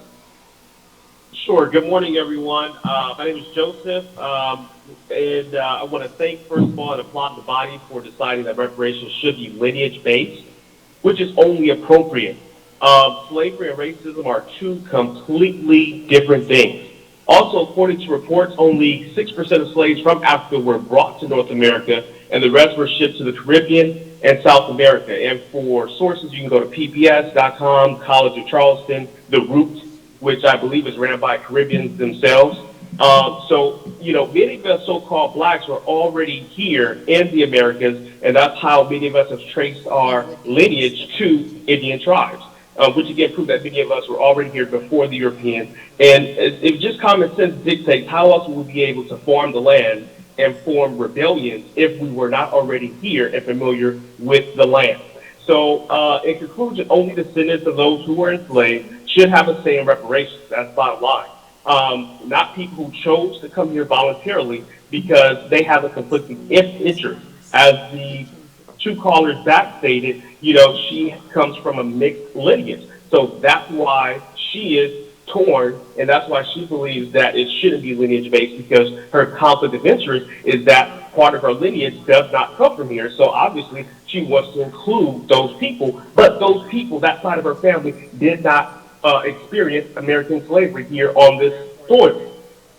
So, you know, Caribbean and African immigrants have a history of coming here and then working against us, as you can see throughout this process and even before this task force was created, as many so-called Black and Caribbean immigrants have said that we don't need reparations. Next, more importantly, it was us, descendants of American Black slavery, who fought for civil rights and made it possible for Black immigrants to come here in the first place. Black immigrants need to focus on fixing their home countries and getting reparations from their respective colonizers and stay out of our reparations conversation. Now, regardless of how a person might spend their reparations, the debt is owed and must be paid. No other group is scrutinized for how they might spend their reparations money except for us, and this is yet another form of discrimination. Although California was admitted as a free state, as a previous caller said, there's still much evidence that the state of California aided, abetted, and turned a blind eye to slavers that came to California to capture people who fled here, in addition to testimony laws and more, which prevented Black people from using the legal system. And the ACLU of Northern California has lots of data on that. As others have stated, there isn't any need to delay this process any further. The previous caller also mentioned the word divisive. There's nothing divisive about the descendants wanting to be repaired. There's nothing divisive about that. In conclusion, again, cash reparations only for Black descendants of American slavery sooner than later, please. Thank you for your time. Thank you for your comments. Stephen, I believe that's our last caller, so thank you for your assistance this morning, and we're going to go back in person. So we will resume with Miss Carolyn Allen, who has requested an accommodation, so she will be next. Thank you very much. I'm retired Professor Carolyn Allen Roper, and these are my sisters, retired professors Joyce Faye Allen Hamilton and Janelle Allen. I just want to thank the panel, the attorneys, the honorable legislators, and the professors and the psychologists. We need to approach it from I've been at this culture diversity for a long time. Let me give you a little something. I was mentored by Dr. Maurice Jackson. Do you know who he is? At UCR, with there 53 years ago for my undergrad and grad. He was the first PhD at UCLA. He was mentored by Ron Takaki, and the late Ron Takaki, and I was mentored under him because I'm the only one that changed minority relations, my sociology 141 course, to race and ethnic studies. I'm responsible for that. Ron Takaki said he couldn't do it because they had to do American cultures, domestic cultures. Well, what I really want to tell you is that we've been robbed of our heritage. This is one way to heal, but it's not going to solve the problem because we have post-traumatic stress syndrome. Our great-great-grandpa was mustered in the first Kansas Volunteers way before the 54th. Dr. Lewis, you would appreciate that. He was mustered in January 13th, 1863. He was maimed, decapitated, May 18th, 1863. Let you digest that. He was mixed. We're mixed blood, Choctaw and Black. That's who they let be to go into the first Kansas. Then there was the second Kansas. By December 1863, it became the 79th Colored Troops. And then Colonel Matthews, who he served under, went to Sherwood, Missouri, and burned the town down. He was a Black man. Our next grandpa, his son, was killed by the Klan. They spooked his horse. He was a deacon. Reverend Amos. My grandpa was the vice president of the National Baptist Convention. We come from Magnolia, Mississippi. Yes, Mississippi, the headquarters of SNCC, Macomb. And we are products of that. Our mom just died last year. She was a civil rights activist. She left that lynching, and she died shy of her 98th birthday, and she wanted to be here, but she left it on tape that please do the reparations. Came out to California following my father, my aunt, uncle, teachers in Willowbrook. They couldn't teach in LA Unified. 1946. I'm giving you some history. We lived that history. We still live at 851 East 73rd Street. Excuse the first me, zip code Ms. in LA. Roper, thank you so much for your comments. I hate to interrupt you well, in the middle of your sentence, one but more thank thing, you. please. Student debt, cancel that, and do something with GI Bills. Thank you. Have one for California. Thank you so much for your comments this morning. Chair Moore, Hello? should we do a check-in? Yeah, we're going to do a timekeeping. So it's 10:30 right now. We have 2 items on our agenda before lunch, which begins at 11:45. Actually, 3 items on the agenda. We have to approve the April minutes. There is a discussion and potential action item on task force member reflections on report 1, and then we have discussion and potential action item on the subpoena advisory committee. They actually have a report that they're sharing. So I want to cut public comment for now.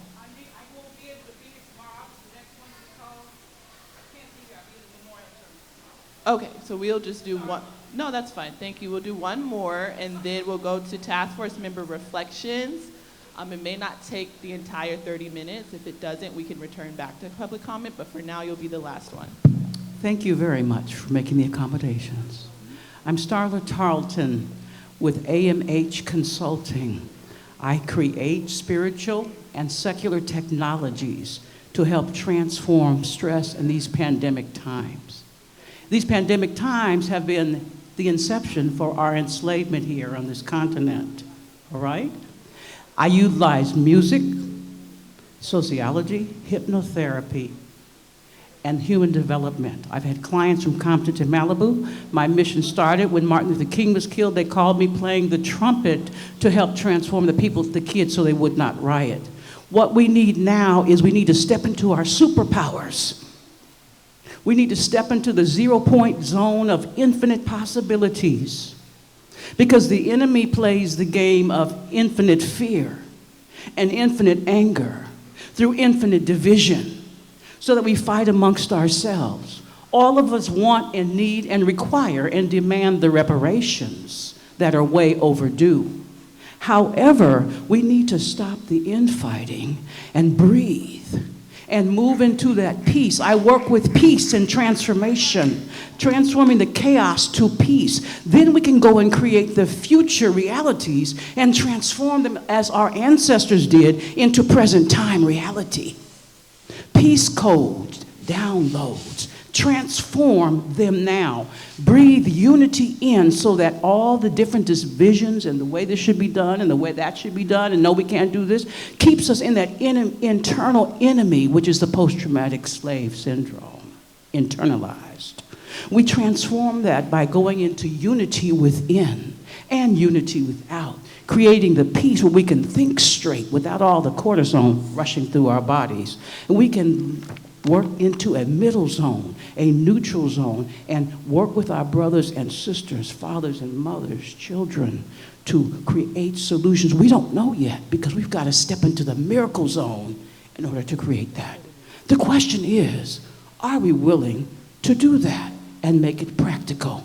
Starla Tarleton, Angel Music Healing, AMH Consulting, Peace Code download through the heart. We need to refurbish our hearts and heal through God's divine power that is within us. Our ancestors were freed of the slaves into the dimensions they were because they tapped into the God-anointed superpowers within and united with each other. Let us do that. Thank you so much for your calming words this morning. Chair Moore. We have 2 speakers, if you may, because we're not going to be here tomorrow as well. We've been here since this morning. So if I and this gentleman here can be the final speakers, we would appreciate that. Okay, so what we're going to do is move on with the agenda. Then we're probably going to have extra time after the task force members have an opportunity to reflect on report 1. You don't think public comment should be priority? Yeah. You don't think the people's voice should be priority, at least in this exception? Yeah, we're going to return to you, so just let's just have a minute so we can move towards move Have a with minute. it. Have a minute.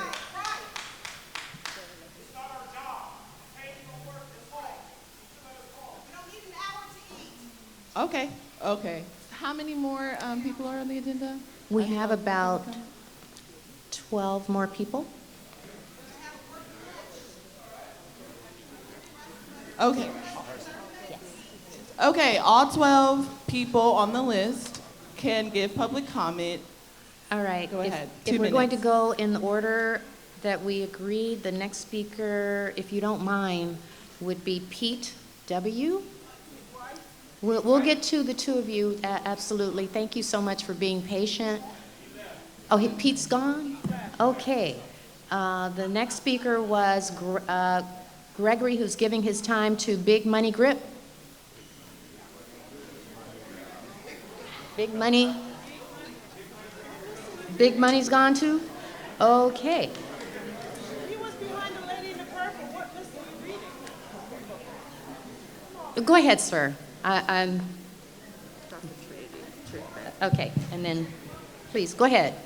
Thank you. Okay, my story is a little bit more like the hurricane, and I like to, say to Reggie Sora, don't be like Sylvester in the time of the first empire of. He was one of the first empires back in the day, being a super coon. But what I like to say is that I was also a victim of, like what they talk about McLaren Hall and stuff. I'm 65 years old. I've been falsely in prison at the age of 6 years old to about 12 years old. All right, and I've still been a victim of police brutality, railroaded, and so I was also with Mr. Peoples and all that to say that people my age shouldn't be able to have reparations and stuff like that is crazy. I've been through a lot. I'm still going through stuff for this about this court system and everything. I'm also ex-fighter, and I can tell by, people being depressed and all that when I'm training folks now, if they have ADHD and if they smoke weed and stuff or whatever, you can tell through the training and stuff because they're not like that typewriter you hit over there, you typing 100 words a minute, and so through depression and stuff, it's hard to focus. And so I believe that we all should have reparations. And I'm also born in Kingfisher, Oklahoma. And so when he talked about people being Indians and other things and how they just put stuff on your birth certificate being Negro, there's no such thing as a Negro or all that other stuff. They just want to name folks. White folks have always have done that. Want to name what country you are from, and so my thing is that I want to give my money to Big Money Griff, so he can speak a little bit more eloquently than I am, because I'm a little nervous up here when I get to speaking. But if I was other things, I'd probably be all right. But so my thing is that I think that we have all different types. I think like on my father's side, from African descent. On my mother's side is Indian, from the Creek Indian, and so, all right. Thank you. Thank you so much. Thanks for being patient this morning as well. Next, we have Dr. Truth Beck. Truth, Faye. Hi, good morning. Good morning. So I am a descendant of slave. My ancestors on the good ship Desire, 1638, have my ancestors also on the census of 1865. But my greatest ancestor is Jean-Baptiste Point du Sable. As a Haitian, born and raised here in this whole call here, Americas, as a descendant of slave, I find it appalling that especially as a black woman born and raised in California, that we don't have the equity, that many of you that's sitting on that panel as a task force are the same ones that have not given equity to black businesses in South LA. So I'm gonna start off with why we need reparations. It's obvious. I want to start off with the BSCC grant, Board and State Community Corrections Grant, Reginald Jones Sawyer, that you are over. We applied for $1 million in January 2019. Your Chief of Staff, Salaneka Smith, gave us a runaround, and eventually you gave us zero. Just like many of these black-faced politicians, like James Clyburn, that says, I created HR 40, what you want me to do, pass it? Yes, dummy, we want you to pass it. That's what you're there for. We're tired of us being the data, the breadwinners for incarceration, homelessness, DCFS, but yet we can't be at the equity table to build housing. So I had to be told on Vermont and Slauson that I'm not a Hispanic contractor, so therefore I cannot get the $1.7 million that we applied for correctly like every other racial nonprofit organization. We didn't squander $250 million in COVID money like Amy Brock did and Feed the Future in Minnesota, right? So when we are getting the backlash of not getting the equity and we say we need reparations, that's what we need reparations. It's a specific group of people, descendant of slaves that have a distinct history. We're not mixing that. And you guys understand, for me as a Haitian, I'm not even welcomed amongst my own black Americans. We are being treated as less than, but you got corporations sitting in Haiti right now when we were the first Haitian slave country to be free, and we're paying the price for it now. So we owe our own reparations from the United States and France. So we want reparations according to the equity that I applied for. The Kingdom Warriors Foundation is a foundational Black American organization. We applied for housing. We are homeless navigators. We help with outreach. As you see, LA is #1 in homelessness. So as a FBA, we request the same equity as the start of reparations so we can help house black families who are sleeping in their cars, who are sleeping in their tents. Not everybody's a crackhead like some people like to say. You have lawyers, doctors, you have professionals that are tired of being treated less than simply because of our melanin. So Reginald Jones Sawyer, do right by the people and fund the organizations that you know. Karen Bass too. I'm not interested in her being mayor. I want her as Congress to fix LA. Thank you so much for your comments. We really appreciate you taking your time coming out today and sharing with us. Your comments are being recorded. Thank you so much. Thank you. We would like to call the next 3 speakers up to the mic in this order.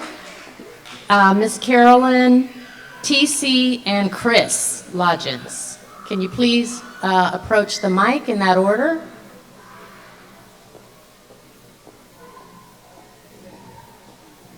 Thank you so much. You may begin. Good morning. My name is... Oh, raise the mic a little bit. Raise it up. Good morning. My name is Carolyn Essex.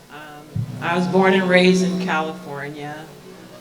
And I want to say thank you to the task force. I read the interim report. I read your bios. I'm familiar with Dr. Cheryl Grills. I appreciate all of your work. I thought the report was extraordinary. The language that was used the language that we are used to hearing. Generational, Black Americans, Californians, delineation, making sure that the people that have been harmed by slavery are compensated. I appreciate those words. I have questions though, and I wonder, can I ask questions of you about the task force? I represent a group of people, we're all grassroots activists. we want to know why the task force is being extended for another So year. for public comment, you can't ask questions, we can't Okay. respond, but just give a comment. All right. literally. So going back, I do represent and align myself with a group of people who want to know why. I have my ideas, and I think the time is necessary, but maybe not the whole year. And then another thing, we want to know what is the next step. Are we going to talk about valuation of the bill? And is there a bill being written right now? Are we ahead of the game? You know what I'm saying? I didn't know this microphone. But those are our concerns. But I did want to say that I'm not going to preach to the choir. We all are Black here. We all know what we have been through. You would not be on this panel if you didn't have it in your heart to fight for your family and your community. And so you deserve our respect. But I want to say this, low information makes people vulnerable to misinformation. And so if we could get more information, that would be great. More meetings like this would be wonderful. We just want to be a part of this. My father was a disabled veteran, and I watched him struggle. I watched him have to go get a surgery that was experimental. He was a veteran. He fought for every single benefit. It was very difficult and hard, and we were chased home from our white Christian school. I'm so sorry as a 5-year-old to interrupt you in the middle of your sentence, but thank you so much for your valuable comments this morning. We really appreciate you taking the time to come out today. Thank you. Next speaker, please. Greetings and salutations to the task force and everyone in the room. My name is Tislane Prescott, pronounced Salane, in its native language of Africa, native to the Bantu tribe and people of South Africa. I am African by way of the American slave trade system and American by birth. In doing the work to know who I am, I know that I am a descendant of the Limba tribe and the great people of Sierra Leone and the Mbundu tribe, people of Angola. By way of New Haven, Connecticut, and the Durham, Goldsboro, and Granville counties, North Carolina. I live in Los Angeles, California. I'm in the arts and entertainment community. I've worked on the representation side of the business at talent agencies, acting as an agent of change with a focus on supporting the telling of Black people's stories. I am currently part of the casting community, where I ensure that there is accuracy and truth associated with the choosing of actors of all stories told, and especially those where we are seen, cast, and represented, highlighted, and leading. Reparations is justice. Art and entertainment is a means to share, collectively come together, and ensure our futures benefit and continue to represent the beautiful, strong, peaceful, and resilient people we have become, show our ancestors, like my kin and Howard University grad, Chadwick Boseman, a fellow descendant of family with ancestral DNA, also tracing back to the Limba people of Sierra Leone.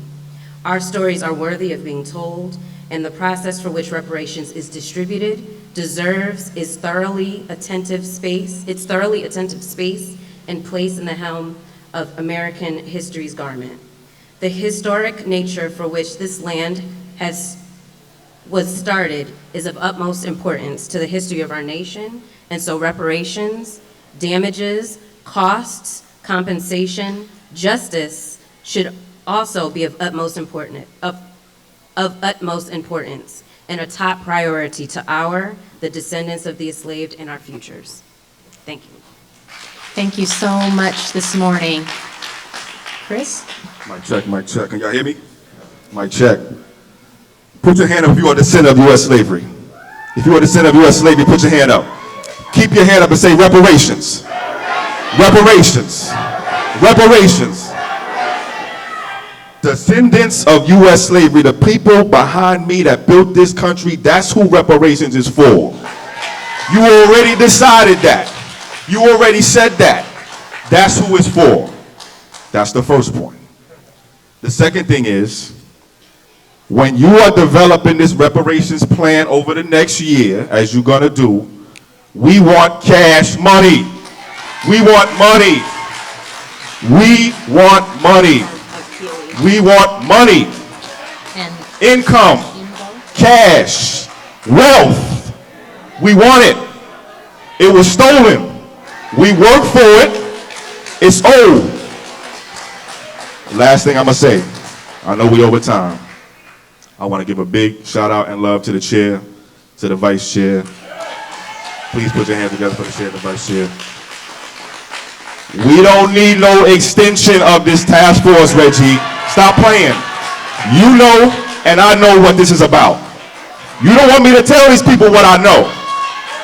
You don't want, yes, you're absolutely right. You don't want me to tell these people what I know and what this is really about and who this is really about. We don't need no extension of this. And we don't need no changes so that people can be taken off this task force. I know what you're trying to do.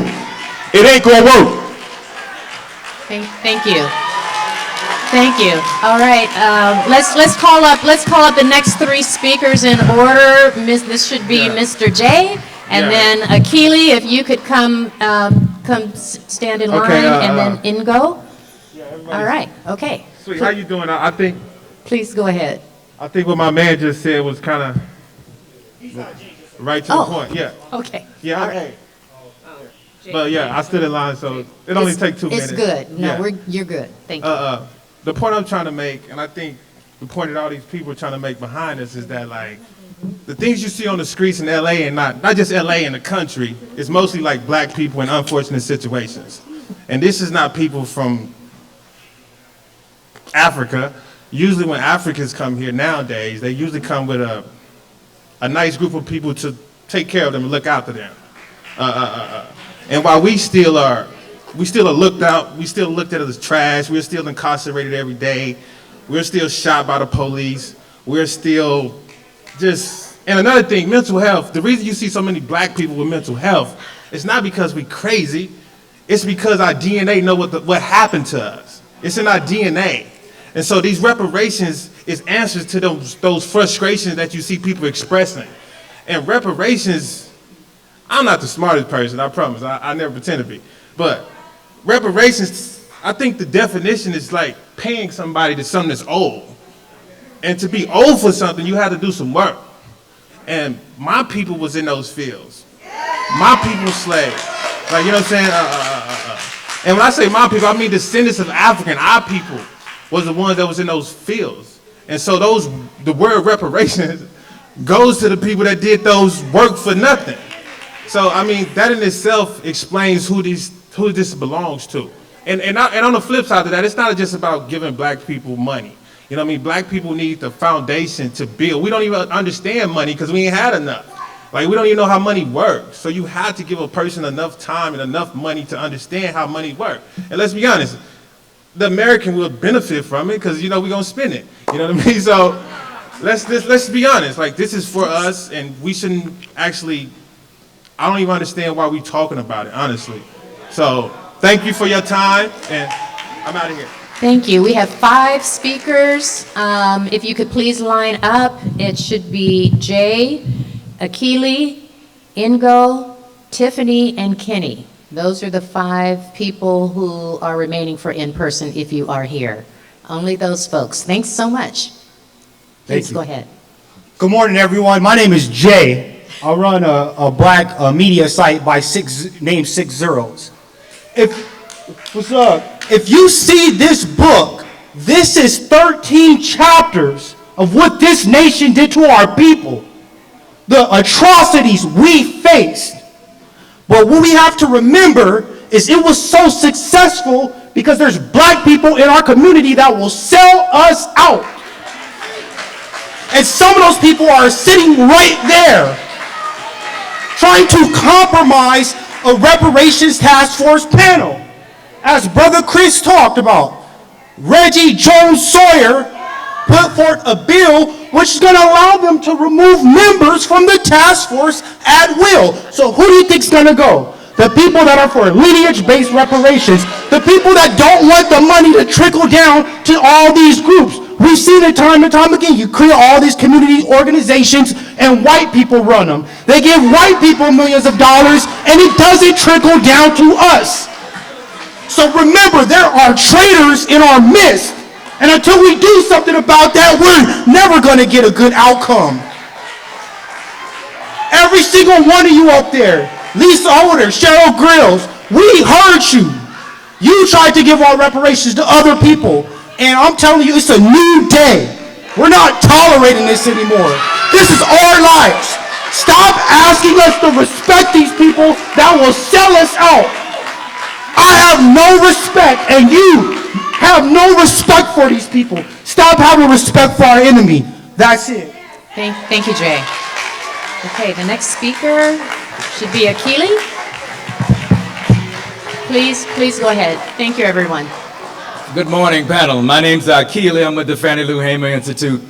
And I, like all black people in this room, are descendants of the enslaved. All of us are. I want to put forth a position for an inclusive reparations that benefits all of us because all of us have suffered.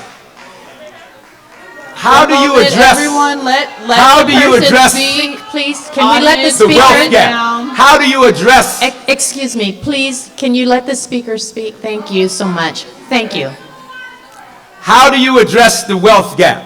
How do you address medical apartheid? How do you address all of the damage, hurt, and harm that's been done to black people in this country since us being here? How do we have an inclusive approach? How do we make sure that we are all in as opposed to some of us are in? Some of us.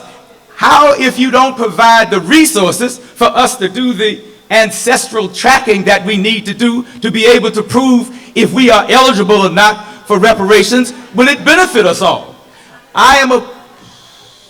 We're calling on you to look at all of us.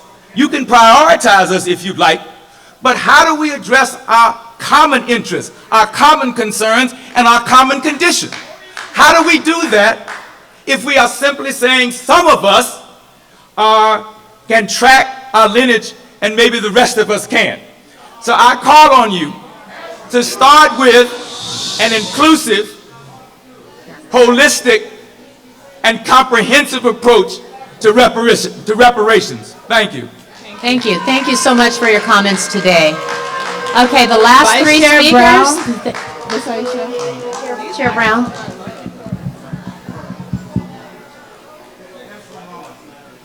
How you doing, committee? Just one moment, please. Please. Pretty please. We have done a wonderful job thus far. Now, as brothers and sisters, if we really respect each other, just chill. You had your opportunity to speak. Let others speak. Thank you. Let's hear the other speakers. Thank you. Last three speakers. This should be Ingo. Thank you. Go ahead. How you doing, Task Force? Thank you for the work you've done so far, the ones who have worked for us. You can start. There you go. Thank you, Task Force. Thank you for the work you've done so far for us, the ones who have done it, truthfully.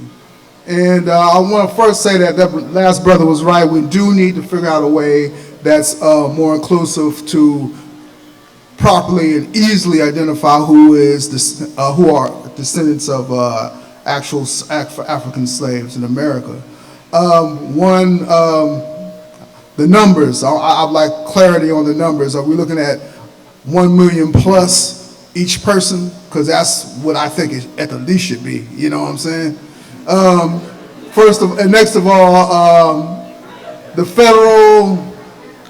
I believe we should have. I'll be quick. We're gonna have. I believe we should have a few points in our reparations. Should definitely be included.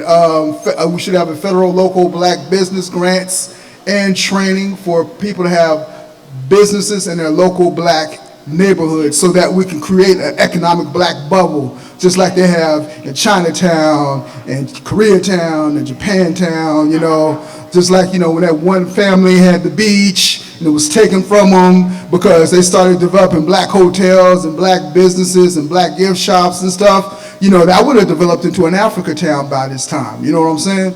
So, yeah, we need to be, the federal government needs to also do that as well as give us the money.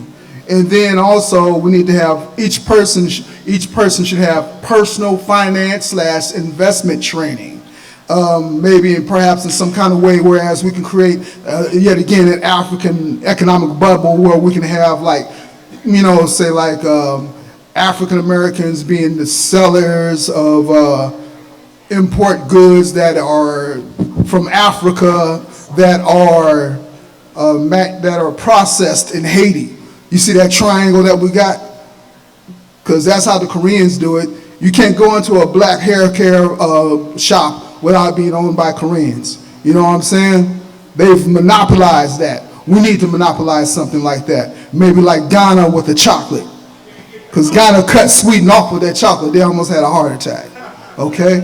And then, let me see, real black history school programs. So the youth can grow up right with the right mindset and not just, know their version of what our black history is, And we need laws and some kind of black protective law enforcement, maybe like a black, at state level, something like a black National Guard, because we're going to say, okay, guys, you're going to give us to us, and then we're going to depend on you to protect us too. That didn't work too well at Rosewood. It didn't work too well at Black Wall Street. It didn't work too well at Harlem. Thank you know you what so I'm saying? much. And last but All not right, least, your time is up. groups like the NFAC, where brothers was going around, We have to give including everyone an me, opportunity. making sure that we're not getting smashed on by the cops. Thank you so and then much. Grandmaster Jay got put in jail. People need to remember that. Thank you. Thanks a lot for your comments this morning. They are being recorded. Next. Can you hear me? Yes, we can hear All right, you. so good morning, Task Force. My name is Tiffany Quarles. I am born and raised in California, raised in South Central Los Angeles. Reggie Jones Sawyer is my assembly member, and I must say I'm very disappointed in you. First of all, this venue is horrible. You should have kept it in the church. Okay, I just wanted to say that. And secondly, AB 2296 is a betrayal of Black Americans. We need reparations now. We've been waiting for 400 years. We do not need an extension. Secondly, I want to speak on eligibility. My grandmother immigrated here from Panama, a Black immigrant woman. Black immigrants are not owed reparations by the U.S. government. I'm tired of people bringing it up. Period. You are not a Black immigrant. You do not speak for Black immigrants. My family who immigrated here, they came on their own free will. It is not the same as my family who was enslaved here. I don't understand why you keep bringing this up. We've been deliberating this for 10 months. The Community Coalition, they were not here. They weren't here when the bill was being put through the Assembly or the Senate. Now you want to show up trying to change the eligibility, and that is wrong. Dr. Shirley Weber, who wrote the bill, told you her intent that the bill is for Black Americans who descend from U.S. slavery, and you are disrespecting her. You are disrespecting the advocates who worked on this bill from the beginning. You made your decision, stick with it. If Black immigrants want reparations, they are well within their rights to file their own claim, to put forth their own movement, but you need to respect Black Americans who descend from U.S. slavery, and I'm saying that as a descendant of Black immigrants, and Black immigrants need to stand in solidarity with Black Americans instead of trying to be a part of it. Ask how you can help. You are here because of what Black Americans did. This is not about you. And I just wanted to remind you of that, especially Dr. Grills, Lisa Holder, Don Tamaki, and Reggie Jones Sawyer, who do not respect Black Americans. So I'm putting you all on blast and saying as a descendant of immigrant, you are wrong. Thank you. Thank you so much for your comments. Okay, everyone. What she said. This is our last speaker of this morning in person. Please go ahead. All right, greetings to the task force. Reparations right goddamn now. I am a descendant of Black American slaves from Houma, Louisiana, and from Dallas, Texas. I'm a fourth generation Californian here, My family came here in the 1930s. Ever since we came here, they've been victimized by whites and Latinos. Okay? Illegal immigrants right now are being treated better than black Americans in the state of California. They're being prioritized over me, and that's a goddamn shame. We need reparations right now. Let me get on my damn thing. Sorry about screaming. But anyway, just right now, I've seen groups of children walk in here for, what do you call it, field trips and stuff. I didn't see not one goddamn black child walk in here to come see this damn science center. That's a fucking problem. Every time I'm around California, the majority of black people are on Skid Row in Watts where I live, and we're not doing well at all. You owe us now. And the second thing, I'll be goddamned if a goddamn Nigerian, if a Haitian, if a Dominican get in on my reparations claim, because they've been completely hostile to foundational black American freedmen. I'm gonna go ahead and end right there. Thank you. So thank you all for your public comments this morning. We're done with the in-person and call-in for today, but remember, you can show up tomorrow morning at 9 a.m. And also, as always, you can submit comments at any time to Reparations Task Force at dlj.ca.gov. Thank you so much for coming out, and you're, of course, invited and welcomed and encouraged to stay for the rest of the day for the meeting. Chair Moore, I'll turn it back over to you. Thank you, Ms. Martin Walton. If we can turn the volume up for the mics, that would be great. Thank you so much. So the next item on the agenda is the approval of the minutes. The minutes from the April task force meeting were sent to task force members ahead of time. Members of the public can also look at those minutes at our website. And so at this time, I'm asking if there are any questions, comments, or corrections from the task force members regarding the April minutes.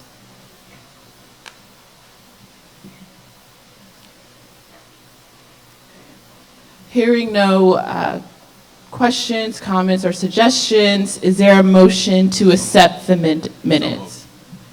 Second. It has been properly moved and seconded that the April minutes be approved as presented. Is there any discussion on the matter? Hearing no discussion, I will now turn to Parliamentarian Johnson so that she can call a roll for this vote. Madam Chair, thank you. Before we proceed, would you please identify who made the motion? Thank you. Yes, Senator Bradford made the motion and Vice Chair Brown seconded the motion. Thank you so much. I will begin with the roll with Chair Moore. Aye. Vice Chair Brown. Aye. Member Bradford. Aye. Member Grills. Aye. Member Jones Sawyer.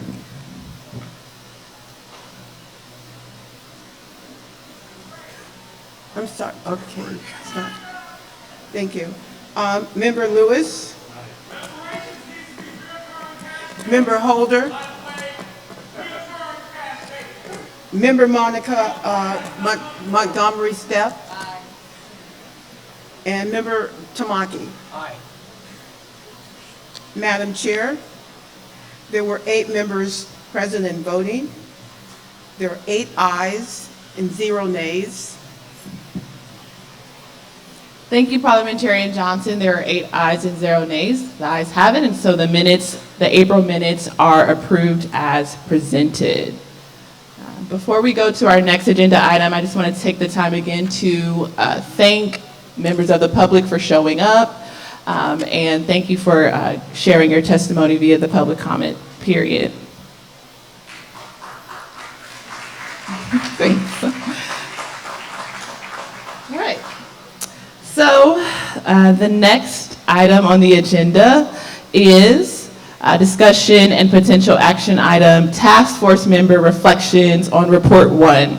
So as members of the public are aware, the task force issued or publicized a 500-page interim report June 1 of this year that catalogs the atrocities against the African American community on a local, state, and federal level. And so this time, we're going to take just some moments if any task force members have any reflections on the report. And I'll just have some brief statements and first state my personal gratitude, but on behalf of the task force, gratitude towards the California Department of Justice Civil Rights Division, the attorneys who wrote this report and spent hours and hours of research on this report even before the Reparations Task Force was actually in panel. I want to thank also the California DOJ support staff for all of the work that you all contributed to making this report such a reality. And based on the public comment we heard, obviously a lot of members of the public appreciate this report. So I just wanted to thank you all.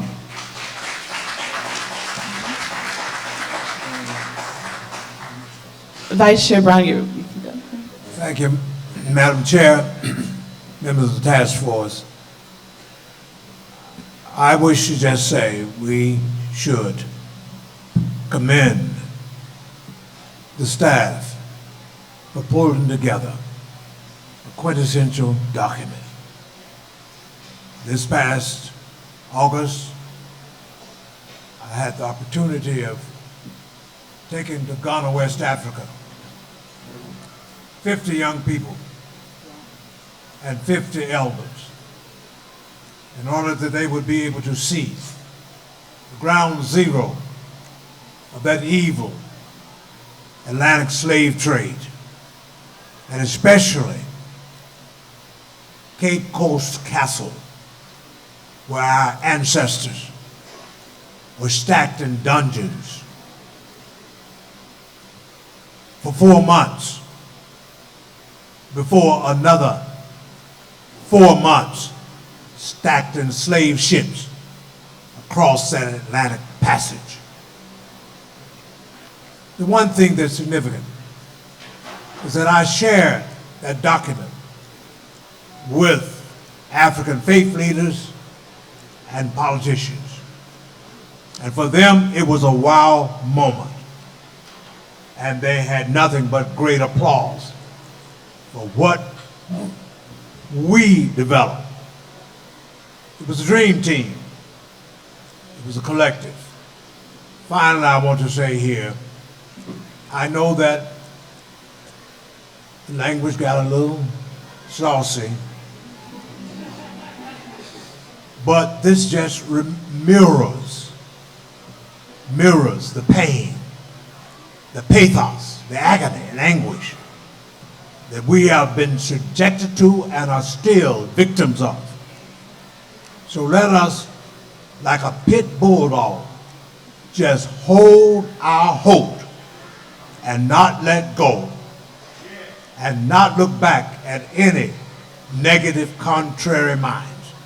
For we must seize the moment for this generation, that there will be a deliverance, and we will do more than just talk about freedom and justice and equality, but we will actualize it through our efforts, working together for those who were here in this nation at the scene of the crime of organized, systematized, legalized, and religionized enslavement of our ancestors. That's what it's all about. And I thank God for your coming today and what you've had to say. And for one 81-year-old person who ain't tired yet, I'm going to stay in the fight. And as one preacher until hell freezes over.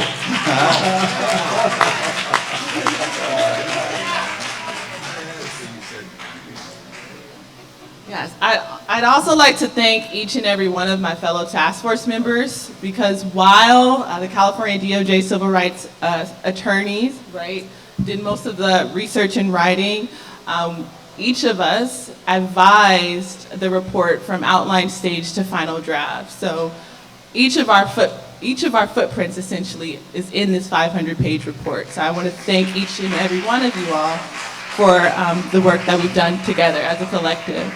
Does any other members of the task force like to? Okay, Member Reggie Jones Sawyer. So I just want to first thank everyone for being here today. It is so important, not just for me, but for the task force, to hear views from everyone. We are not a monolithic group, African Americans. We all think differently, we all have different ideas, but most important, the best ideas going forward as we come up with the final report that is due June 30th, 2023. The final report will be completed on time as originally envisioned by Dr. Shirley Weber, will not be delayed, and will be done on June 30th, 2023, whether the governor signs my bill or not. It will get done on time. Let me, whoa. Quiet down, let him speak. It will get done on time and on budget. This report outlines why we need to have reparations. It is essential that we needed to do this preliminary report because that final report, and I would like to say those of you, after we turned in the final report, who called our office, gave us their checking account routing numbers.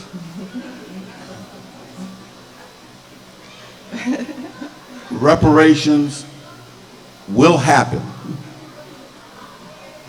I believe, as long as we all rise together, because as it goes through the Assembly, the Senate, and the Governor's office, Mr. Bradford and I, and the Black Caucus, we're not a large part of the voting bloc. We are people who are not in favor of what let me say that again, what we want. And we've got to convince them, because there's only 10 votes and you need 41 or 54 if we do an emergency or urgency clause, so that we can get reparations done immediately. But out of 80 people, and I believe 27 on the other side, and 21. That's a Herculean task to get other members of the Senate and the Assembly to get that done. So the process, after we turn in, and I'm gonna say it again, on time, this final report with all the reparations, including what that dollar amount is or what it will be, will come out on June 30th, 2023. And please do not call us with your routing numbers again, because that is not an immediate. We have to get it through the Assembly and the Senate in 2024 so that we can do legislative and budgetary commitments. That is the purpose of why I wanted this group to stay together, not hold up the process of the report, but keep this group. Quiet down, please. Keep this group together so they can lobby our colleagues and other individuals who may not be in line and in lockstep with what we want to do. And there are several of them that are not going to be in line with what we want to do. Look, I sat and listened to everyone. Could you please give me the same courtesy? Please. Could you please give me the same courtesy? The McCain, the Bagley-Keene. Please quiet down. Please respect our task force members. He's speaking. Allow him the opportunity to speak. I wish I had a magic wand. I think this task force wish they had a magic wand that they could give you your checks tomorrow. But that is not the process, and that is not the case. We still have a long way to go, and we need to come together.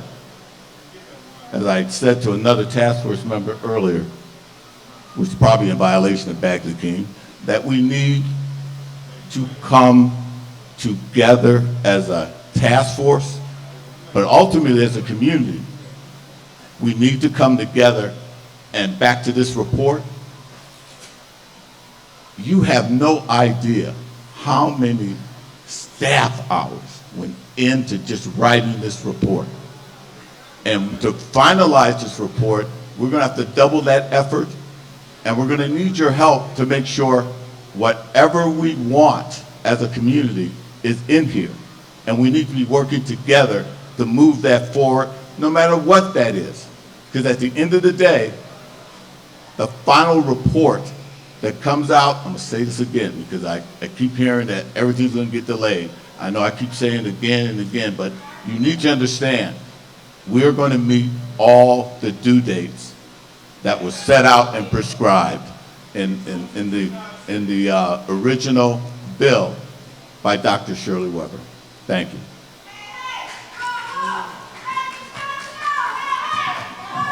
All right. So we're now, okay, quiet please, thank you. No chanting for now, thank you. Thank you. So now we're going to continue our conversation in the event that other task force members would like to reflect on the historic 500-page, 13-chapter interim report that the state of California released June 1 of this year, cataloging the harms against the African American community on a local, state, and federal level. Member Bradford, excuse me. Thank you, Madam Chair, and I want to thank all the members who are here today, as well as the audience for your comments. It has not fallen on deaf ears, but I would ask that we come with a more unified approach to this. It's not going to be one size fits all. We know we're not going to have a perfect document, but if you haven't read the 500 pages, I ask you to do that. It's probably the most comprehensive report you'll find in this nation dealing with where we are as a country as it relates to reparations. And it's a lot of work that went into that. And the DOJ staff deserves a round of applause for putting this document together. The members of this task force deserve a round of applause, but as well as our staff in my office, as well as Reggie Jones Sawyer's office, who put a whole lot of work into this, and our legislative analyst's office to help us craft a document that really spells out the atrocities that happen in this country, as well as in California, even though we claim we weren't a slave state, but we adhere to all those horrible tenets of slavery here in California. So as Mr. Jones Sawyer stated, we have a final report that's due next June, and that's going to be the roadmap for the legislature, because that's what's the major hurdle, making sure we can get 41 votes on his floor and 21 votes on my floor to get something passed. So that's where we're going to need your voices, your commitment, your, really us being unified to put pressure on the rest of the legislature to do the right thing, because we know it's folks right now who are going to be willing to hide behind this. We just had a piece of legislation 2 months ago on the Senate floor, ACA 3, to remove the vestiges of involuntary slavery, servitude from our penal system, from our Constitution. We couldn't get 21 votes to do that, okay? And some of those folks who wouldn't vote for it were Democrats. So you need to be aware, if they weren't willing to remove words that stated removing the vestiges of slavery and voluntary servitude from our Constitution for a state that didn't have slavery, don't think they're going to be quick to vote on this final product of this task force. So we need to stay unified. We need to be together. And we aren't going to agree, but we got to put forth a unified front. As one wise man once stated, we're all thinking alike, then we're not thinking.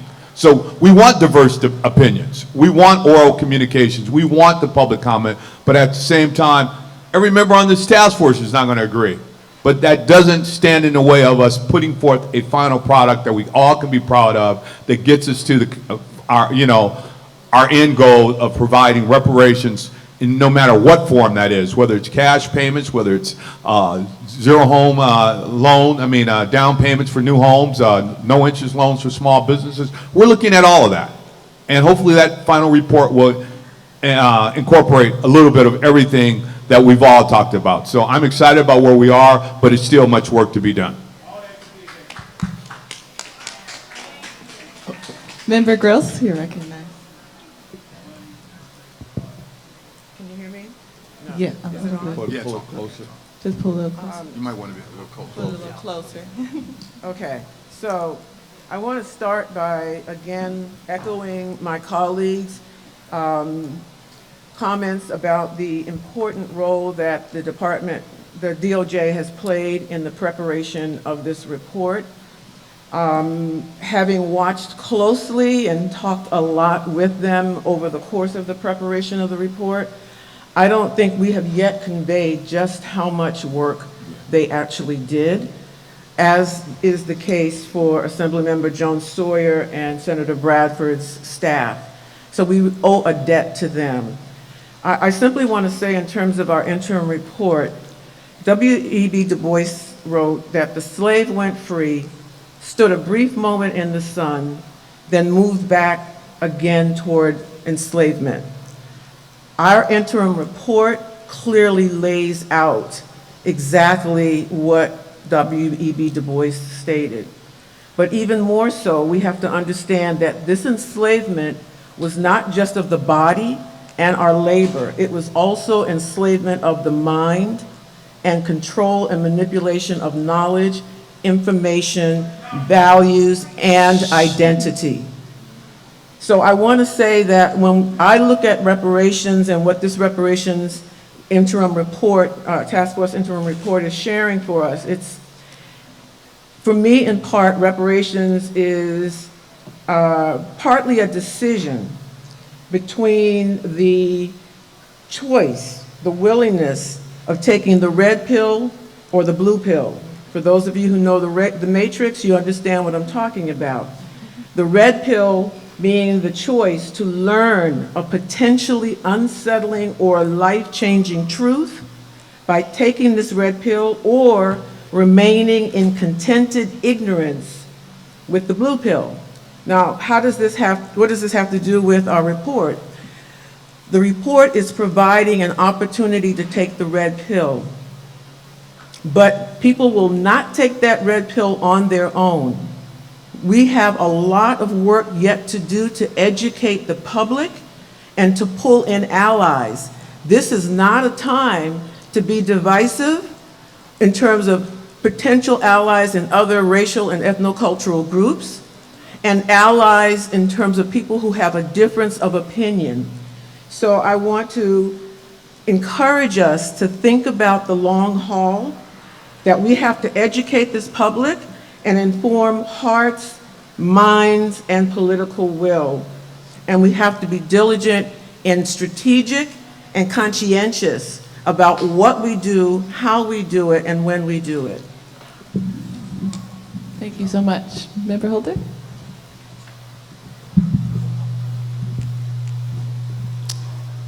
I'd also like to uplift everything that the task force members have said so far and echo it as well. The DOJ worked tirelessly on this report. There are certain attorneys at the DOJ who gave up all of themselves to make this report what it is, and I'd like to give them an honorable mention. Attorney Si Yoon Yang, Attorney Sarah Belton worked tirelessly and were just tremendous. This report is what unites us all. This report is one of the most important deliverables that this task force can give you, because this report is the truth, and the truth will unite us and it will set us free. Amen. As a child, when I had to do book reports for school, I remember we had a 14-volume Encyclopedia Britannica. And I always wanted to mention in my book reports something about my people, Black people. But that Encyclopedia Britannica never provided me the words or the knowledge to uplift Black people in my reports. This is the volume of the encyclopedia that I always looked for as a child and was never able to find.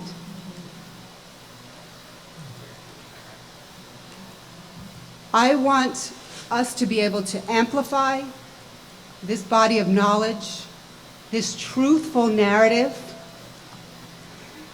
by making sure that children all across the state of California have access to this report so that they understand the contributions that African Americans have made to the fabric of our nation, of our society.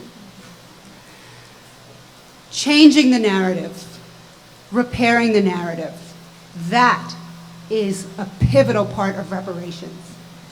And so I thank every member of this task force, every person at the DOJ who gave so much of themselves to build this monument of truth.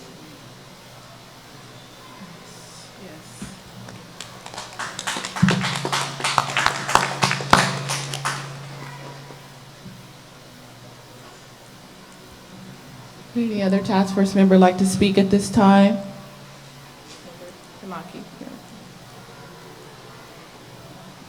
It's hard to say anything more that has already been said so eloquently and articulately.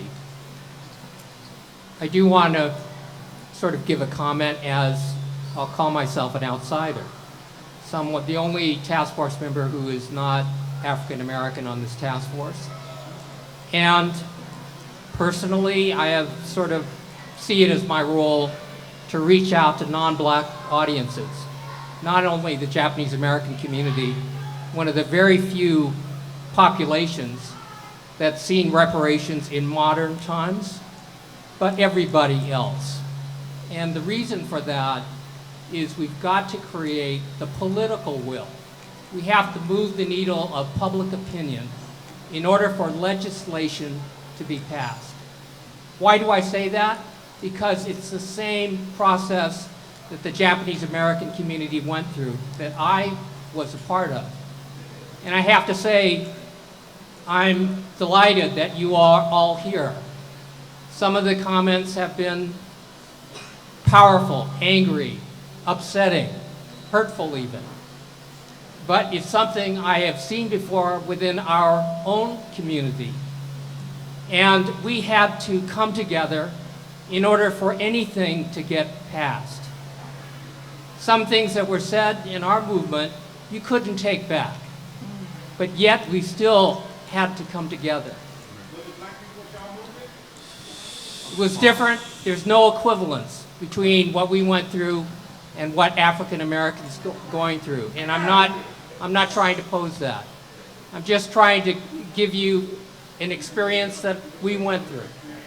And part of that was using a report as an organizing tool.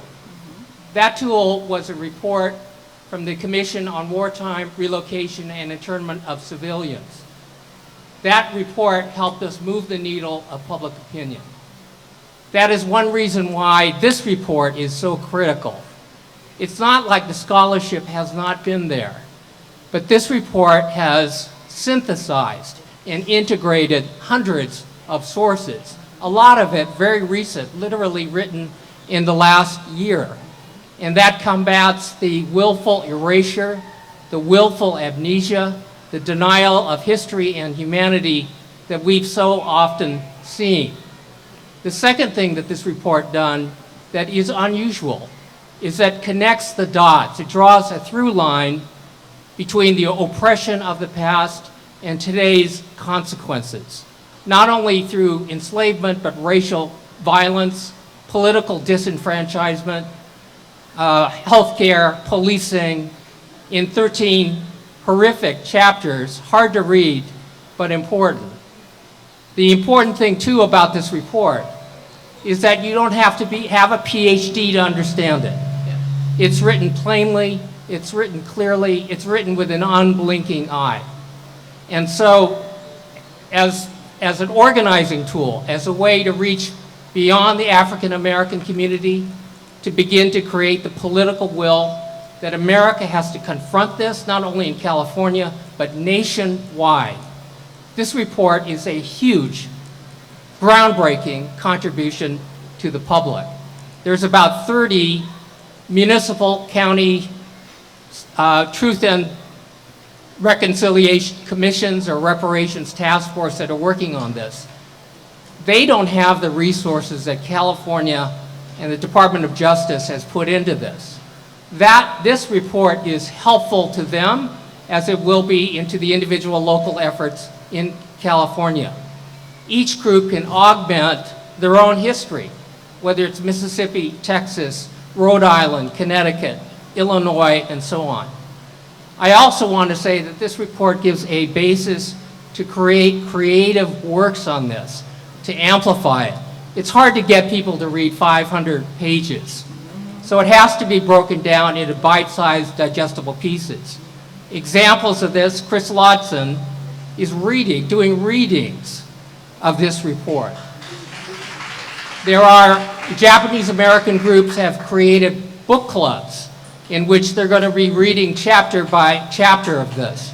I've talked to professors of higher education that want to create brochures, PowerPoints, documentary films, dramatic works, graphic novels, audiobooks out of this. So it gives a platform for each of us to amplify this. So it's not something that should sit on the shelf. It is a wake-up call for America.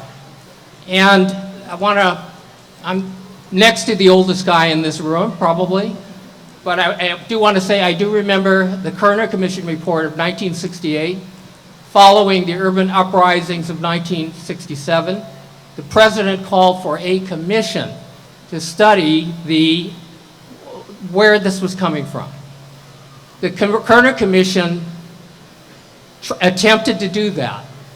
This sort of connecting the dots, tracing a through line from enslavement of the past right to the present. That chapter, however, was 40 pages. This is almost 500 pages. The Kerner Commission's predictions, sadly, almost all of them came true. Why? Because the report was largely ignored. America didn't want to hear it. So I think our role, is to make sure America hears this. And so, again, it's not just a study. This is an important shining a light, opening people's eyes moment. I do want to ask Michael Newman and Damon Brown if they could help us understand how much work went into this. My understanding is that there were 30 or more staffers that went into this, worked on this day and night, and that it also crossed many different departments. That's probably unlike any other legislation that California has considered in recent memory, where that many people were involved in this effort. Why? Because this is crucial. And it's crucial not only to African Americans, but the soul of the country, what this country is going to stand for going forward, and what it needs to repair. So I thank everybody here. I want to thank each task force member for their contributions to this report. And if the chair would allow me, I would like to ask Michael Newman and Damon Brown to say a few words. Yeah, before Vice Chair had a question. I have a question. I have a question, please. And I preface this question by saying, down in Mississippi, where I came from, we learned how to pat our head and rub our belly at the same time. And my question for this panel and for the staff, does every member of the Assembly and the Senate have a copy of this document now? Well, here's where we're setting ourselves up for failure. We don't need to give them the luxury of saying we haven't seen it. And I would suggest that from this meeting, that the staff makes sure that every member of that assembly has this document now, and the Senate, and the governor's office. Please, pretty please. Let's do it, as Nike said. So now we'll turn to the DOJ if you have comments or remarks. Thank you, Chair Moore, and to all members of the task force. We truly appreciate the comments this morning, acknowledging the work that the Department of Justice has had the honor of supporting the work of this task force. It was mentioned earlier that over 30 attorneys and more than 50 members of DOJ staff collectively have been working in some capacities on a full-time basis in the preparation of the report, in the research that has gone into it, and into the supporting the task force members in their tasks in putting forth recommendations. I am honored to be part of that team. Michael Newman, to my left, who heads our civil rights section, has been responsible for supervising this work. We have retired annuitants from the Department of Justice who have come back to work specifically because of their commitment and passion to seeing this across the finish line. And to all the staff that you see here that are responsible for the meetings and the technology, they work tirelessly, and while it is part of their job, it is also a passion and a commitment that allows them to do this work so well. So I'd like to personally thank all of you from DOJ who are here and those who are not for all of the work that you have done.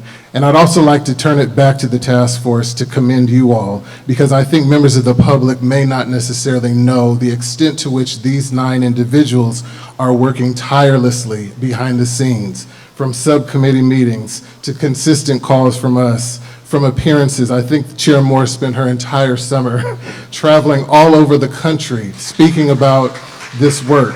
The staff of Reggie Jones Sawyer and Stephen Bradford's offices, we could not have gotten this report across the finish line if it were not for his staff their staff meticulously assisting with the finalization of that work.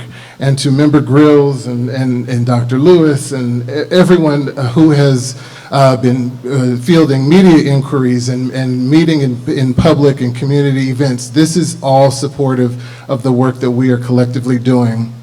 And lastly, to the point that Don Tamaki made, it does take allyship for this to be successful. And I'd like to personally thank him when he was being recognized and honored by the Japanese American Bar Association this summer. He dedicated the entirety of his keynote speech to uplifting this report and calling for others who do not look like us to support this effort. And I thought that that was an incredible gesture and truly reflects his commitment as a member of this task force to ensuring that the work gets done. And lastly, I would just like to thank our Attorney General, Rob Bonta, for allowing me to lead this team and for his commitment to making sure that this task force is properly resourced. While we had over 75 people getting to this point, it will require almost double that effort for us to meet that June 30th, 2023 deadline that we are committed to making sure is met. And so we will employ the resources necessary. We thank the members of the legislature for appropriating funds to make sure that that happens. And we thank the community for your input and engagement, because this report was replete with your public comments, with the comments from the witnesses and others who have contributed. This is truly a collective effort, and I just wanted to thank everyone for their support.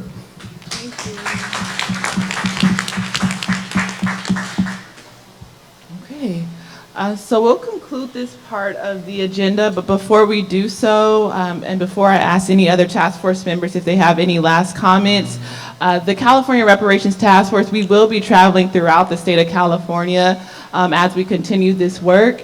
And I think it's important that I highlight some of the city-specific facts that are in our report pertaining to Los Angeles, and I'll probably do the same for Oakland and wherever else we go.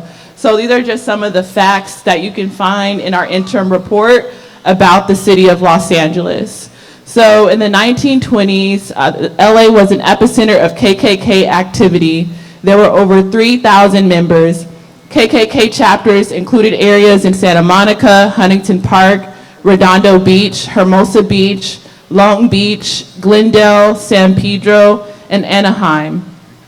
In 1920, city government officials were KKK members or had KKK ties, including the mayor of LA, the DA of LA, and LAPD.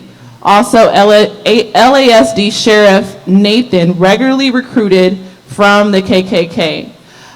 California sundown towns included most of the suburbs of Los Angeles. Also, in 1909, 36% of Black residents of LA were homeowners before the implementation of policies and the carrying out of violent acts designed to prevent Black ownership. So what are the implications of that today? Well, today, Black folks in LA own less homes than they did in 1909. Also, there was a historic, prosperous neighborhood in LA called Sugar Hill. Hattie McDaniel, the first African-American person to win an Oscar, lived there. Someone named Norman Houston, who was a co-founder of the largest Black-owned insurance company in the West, and singer Ethel Waters all lived there in that neighborhood. In 1945, a white neighborhood association sued to apply its restrictive covenant to evict the Black families there. They were successful, and Sugar Hill, the Black neighborhood, was destroyed to create the I-10 freeway. Also today, in 2014, based on the Color of Wealth report of a study of the LA metro area, found that the median value of liquid assets for native-born Black Americans was $200, compared for white households, which was over $200,000. So those are just some of the facts that you can find in our interim report. There's over 218 references to the city of Los Angeles. So if you're just interested in specific facts around our city, feel free to just search Los Angeles in the interim report and you'll find these facts. Thank you. Does anyone else have something? All right, so in the interest of time, Member Jovan Scott Lewis, you recognize. Thank you. Hello? All right, good morning, everybody. Again, I just want to repeat the thanks that have been shared. And I just want to, and Damon, thank you for bringing this up. I just want to draw attention that this is the story of Black Americans in the state and of their ancestors. And can you hear me? You can't hear me? We can if you talk directly. Do you want me to yell? All right. So again, I'm repeating the thanks that everybody has shared.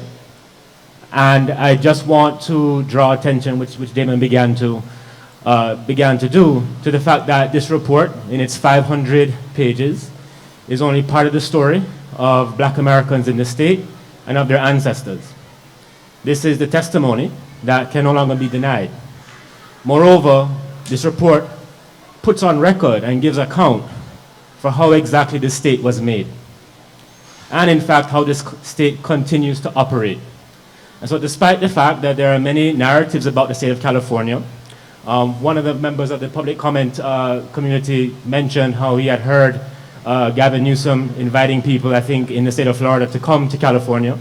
There's always this narrative, this myth of California's progress and progressiveness, and now we know what makes it possible. And so I think, if nothing else, this is the receipt. This is the receipt for which we are now, over the next year, going to be working to bring redress for and to bring to account. And so while the 500 pages certainly has told a very damning history of Black American experience in this state and in the country, the work of the task force going forward is actually to bring about the ultimate and long-delayed liberation and exercising of your self-determination.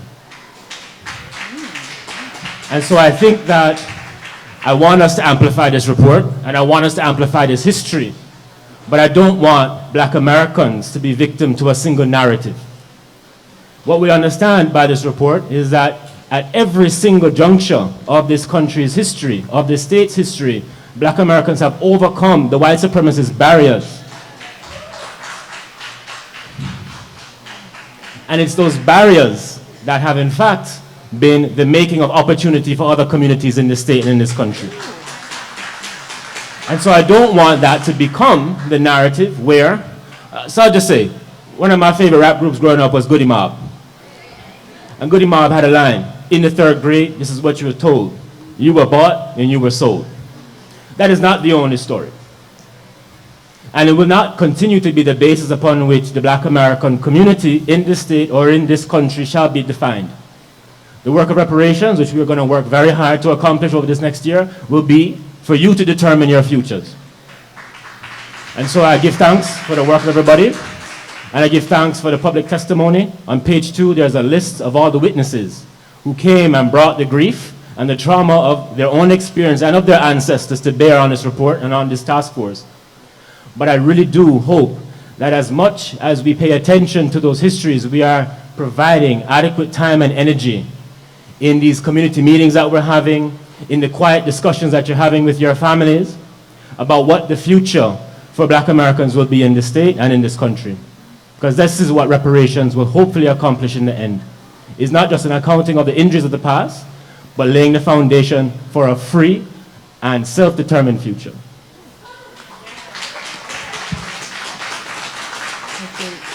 Thank you all. So before we go to our next agenda item, I want to open up any space for any potential motions, Madam Chair, members of task force, I'd like to offer a motion that the staff make sure that Governor Newsom and the Lieutenant Governor and the Assembly and the Senate immediately get copies of this document. Second. It has been properly moved by Vice Chair Brown and properly seconded by Member Reggie Jones Sawyer that the Governor, Lieutenant Governor, California State Assembly, and California State Senate immediately receive copies of our interim report to their respective offices. Can we make them read it? Is there any discussion on the matter? Hearing no discussion, we'll turn to Parliamentarian Johnson for a roll call vote. Thank you, Madam Chair. I will begin with Chair Moore. Aye. Vice Chair Brown. Aye. Member Bradford. Aye. Member Grills. Aye. Member Holder. Aye. Thank you. Member Jones Sawyer. Aye. Member Lewis. Aye. Member Montgomery Stepp. Aye. Member Tamaki. Aye. Madam Chair, there are 9 members present and voting, 9 ayes in favor of the motion and 0 nays. Thank you, Parliamentarian Johnson. There are 9 ayes, 0 nays, so the ayes have it and the motion carries. Our interim report will be sent to the Governor's Office, Lieutenant Governors, California State Assembly, and California State Senate members as well. Thank you. So we are bleeding into our lunch hour, but we have another discussion and potential action item to cover before we break for lunch, which is Subpoena Advisory Committee report by members Holder and Tamaki with the DOJ Research Center. Thank you. Thank you, Madam Chair. I want to give a little bit of background of this, and it's going to be more in the nature of a report. Hopefully we can do it in 15 minutes, and reserve in the next meeting, or perhaps the meeting thereafter, for a more full report on what this subcommittee has been doing, this advisory committee. In December of 2021, Member Lisa Holder noted that the legislation passed creating this commission also granted it certain subpoena power, or the power to compel responses from both public and private parties. She then felt and moved the task force into saying, you know, we should use that in a way that would fulfill some of the principles of reparations. One of those principles is guarantees of non-repetition, that is to say, stopping the harm. And that's a different sort of category of reparations than compensation or restitution or some of the others. And so we were looking for an area where we wouldn't get mired in litigation beyond the life of the task force, and that could be done relatively efficiently and yet fulfill an important goal of this task force. And after doing some research around and meeting with experts working in the criminal justice arena in order to fulfill the Racial Justice Act which was a 2021 piece of legislation that prohibits bias in the criminal justice system and empowers or allows a person who's been accused or a defendant to challenge that criminal process or conviction upon being able to show bias in the system. What they told us, the experts, is that even though the Racial Justice Act provided this remedy in 2021, how can you enforce that? How can the Racial Justice Act have any meaning? And of course, if a prosecutor, for instance, the LA Times in today's article talks about Richard Lathan, who was prosecuted by a prosecutor who used racial slurs and evidence bias, that, of course, would create a more provable instance of bias. But what about everybody else, which is more typically the case? And it falls down to basically what data is being collected by courts, by district attorneys, by city attorneys doing prosecutions. And they told us basically that we don't even know what is being tracked. And if they're not tracking racial data, then it may be almost impossible to prove, for example, biases in charging. Are Black Americans being charged more and more severely than other ethnic groups? What about diversion? Who is getting diversion? What does the racial data, if it exists, say about that? What about sentencing? Are Black people being sentenced more severely and for longer periods than other ethnic groups? And what we discovered was the state of the knowledge of what was being collected in being able to prove the Racial Justice Act was completely unknown. For example, not only does the public and advocates not know that whether courts and district attorney's office track people being processed through the criminal justice system on the basis of race, but what kind of software do they use? Is this data that can be easily retrievable by an electronic inquiry? Does the software exist? And so on. And so with the help of and really the main driver being the research center of the Department of Justice, Lisa Holder and I have been meeting with them as well as with advocates. And ultimately, we devised a 24-item questionnaire that was sent out to 58 counties, 58 district attorneys' offices, 58 superior courts, and city attorneys to basically ask them, what are you tracking? And what data exists? How easily can it be retrieved? And drilling down into, for example, not only the racial background of the defendants, but also of the victims. And whether, for instance, victims who are African American, whether the alleged perpetrators in those situations are being treated on equal basis or not. And for example, the missing white woman syndrome, where one group gets particular attention and other groups don't capture public attention. And so the questionnaire was finalized, it was sent out in April, and we've gotten responses. And that is, I'm going to turn it over to Lisa to talk about basically the responses from the courts, from the DAs and others, which has been robust.